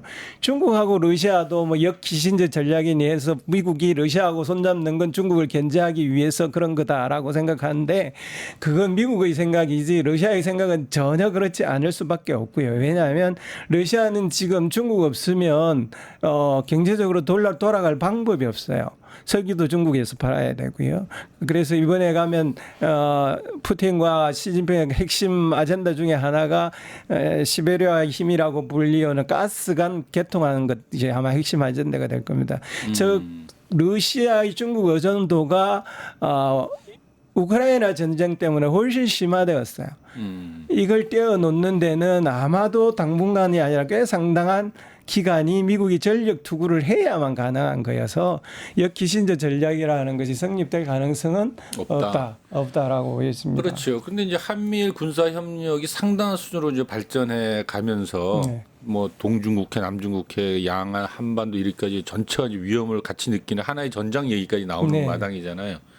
그렇다면 이제 중국은 당연히 러시아와 북과 손잡고 강력한 북중러의 동맹틀을 만들 것이 아닐까 이렇게 우리는 쉽게 생각하는데 이건 또 생각보다 쉬운 거는 아닌 것 같아요. 이 문제는. 우리나라 이제 일반 국민들이 그 세 국가는 초록이 동색이다처럼 생각을 하는데 많은 학자들도 보수 언론도 자꾸 그렇게 또 몰아가고 싶어하기도 하는 거예요. 그런데 그 실제 내면을 들여다보면 상당히 국가와 국가 간 관계에 있어서 텀이 많습니다. 그래서 지금 중국의 입장에서는 북중러로 세계 한꺼번에 엮이는 것을 정말로 싫어해요. 왜냐하면 그렇게 되는 것은 지금 중국이 표방하고 있는 평화의 중재자의 이미지에도 큰 손실이 나고요. 중국은 단순히 북한 하나를 상대하는 국가가 아니라 지금 전 세계적으로 1대1로만 가입하는 국가도 150개국이 넘는단 말입니다. 그 가입의 명분을 뭐냐 하면 우리는 평화 주청자야. 우리는 니네 주권에 가입하지 않아. 이런 걸로 다 모아놨는데 한쪽에서 전쟁을 책동하는 신냉전 군사 동맹 관계를 관계를 맺기 시작하면 예. 지금까지 자기네들이 쌓아온 걸 다 무너뜨린단 말입니다. 그걸 유지할 필요에서도 북한과 견제를 하고 할 필요가 있다라고 보고 있는 거고요. 어쨌든 중국은 북한을 좀 더 평화적이고 좀 더 대화와 협력을 할 수 있는 시스템 속에서 묶어내려고 여전히 노력하고 있는 것 같습니다. 그래요. 선생님을 뵈니까 이 대담을 마무리하려다가도 조금 하나 또 더 물어봐야 덤물이 자꾸 닫고 나오는데 좀 중국 인구 격감설에 대한 얘기를 잠깐 좀 짧은 대답을 좀 듣고 예. 싶은데요. 두 나라 그러니까 이제 인도하고 중국하고 비슷했는데 지금 보니까 그 격차가 좀 커지는 것 같아요. 조금씩. 네. 근데 이제 중국 인구가 1.0 이하로 이제 출산율이 떨어진 거는 뭐 이제 점점 그렇게 이제 감소될 전망 같은데 이 중국 인구 격감설이 과장되면 있겠지만 사실상 이제 감소나 고령화가 중국 사회에 이 중요한 문제로 다가오고 있는 건 사실입니까? 중요한 문제인 건 사실이고요. 예. 인구 격감도 사실이고요. 그다음에 청년들이 결혼을 안 하려고 하는 풍습도 사실이에요. 그런데 문제는 그게 곧 위기로 갈 것이냐라는 문제에 대해서는 저는 일반적으로 인구학자들이 주장하는 논리에는 동의하지는 않습니다. 왜냐하면 예. 사실은 중국은 땅덩어리 크기에 비해서 여지껏 인구가 너무 많았어요. 그걸 어떤 합리적인 인구로 미국에 비해서 너무 많습니다. 줄여나간다. 중국 국민들이 지금 그 전체 GDP는 엄청난 속도로 증가할 때지만 실질적으로 개인 GDP는 뭐 15,000불도 안 되는 수준에 여전히 머무르는 좀 더 잘 살기 위해서는 인구가 주는 게 맞단 말입니다. 근데 문제는 그랬을 때 중국도 지금 고년층이 훨씬 많아지는 풍조에 지금 들어가고 있다면 그와 같은 노인 문제를 포함한 전반적인 국가의 문제를 그럼 어떤 힘으로 이것을 먹여 살리느냐라는 문제가 남죠. 네. 그런 점에 있어서는 저는 개인적으로는 중국이 훨씬 더 희망적이라고 봅니다. 왜냐하면 모든 게 빅테크 기업들한테 플랫폼 기업들한테 돈들이 다 몰리잖아요. 한국도 마찬가지고요. 실제 일자리는 굉장히 싼 배달 일자리 같은 것만밖에 없어지고 비정규직으로 다 바꿔지고 하지만 그 돈 전부는 빅테크 기업이나 플랫폼 기업이 다 가져간단 말입니다. 문제는 이 플랫폼 기업들이나 빅테크 기업들이 가진 돈을 어떻게 일반 국민들에게 돌리느냐라는 문제가 저는 핵심의 문제라고 봅니다. 인구 문제보다 훨씬 그게 더 중요하고요. 인구가 줄어드는 국가일수록 그게 더 핵심의 키워드라고 생각하는데 그런 점에 있어서는 북유럽처럼 세금을 극단적으로 많이 올리거나 중국처럼 국가가 힘을 가져서 그것을 다양한 방식으로 분배를 해 나가는 방식이 적어도 노인 문제를 대하고 인구 절벽으로 가는 걸 대하는 데 있어서는 훨씬 유리하다. 즉 정의로운 국가를 만들어내는 것이 인구 문제를 대하는 데에는 핵심적인 화두가 아닐까 저는 생각을 합니다. 알겠습니다. 이제 대담을 마치려 합니다. 워낙 까다롭고 쉽지 않은 주제들을 너무 편하게 아주 거침없이 밝혀서 감사합니다. 마지막으로 이 지금 대통령 선거를 한참 치르고 있는 우리 이 나라의 이 외교 문제 특히나 대중관계에 대해서 짧은 한 말씀 해주실 거 있습니까? 워낙 내란 전당들이 준동이 하루가 멀다 하고 이상한 방향으로 국가가 전력을 다해서 진압할 정도로 터지니까 외교 문제나 외부 문제에 신경을 못 쓰고 거기서의 방향을 제시도 못하고 혹은 대선 공약으로 내걸지도 못하는 상황들이 벌어지고 있는 건 다 이해를 하지만 그럼에도 불구하고 지금 외부 상황이 상당히 녹록지 않은 상황이 되고 있기 때문에 누군가는 안에서 철저히 준비를 하고 뭔가 새로운 방향을 다듬어야 될 시기다라고 판단을 하고 있습니다. 그래서 차기 신정부가 집권할 때는 이와 같은 국내 문제뿐만 아니라 전 세계적인 대전략 차원에서의 고민도 고민이 되어 있는 상황에서 구체적인 해난들이 집행되어야 될 시기라고 생각을 합니다. 잘하시리라고 믿습니다. 네, 잘 알겠습니다. 내란은 아직 끝나지 않았습니다. 트럼프의 지속적인 압박도 커져가고 한국 경제는 위험 수위를 넘어서고 있습니다. 국제 이슈는 연일 터져 나오고 있고요. 그 와중에 대통령 선거는 지속되고 있습니다. 정신 바짝 차려야 할 때입니다. 함께해 주신 여러분 감사합니다. 오늘 소신을 거침없이 밝혀주신 광운대학교 김희교 교수님 감사합니다. 감사합니다. 세상을 보는 창, 세상을 여는 창, 세상을 바꾸는 창, 김창현의 창이었습니다.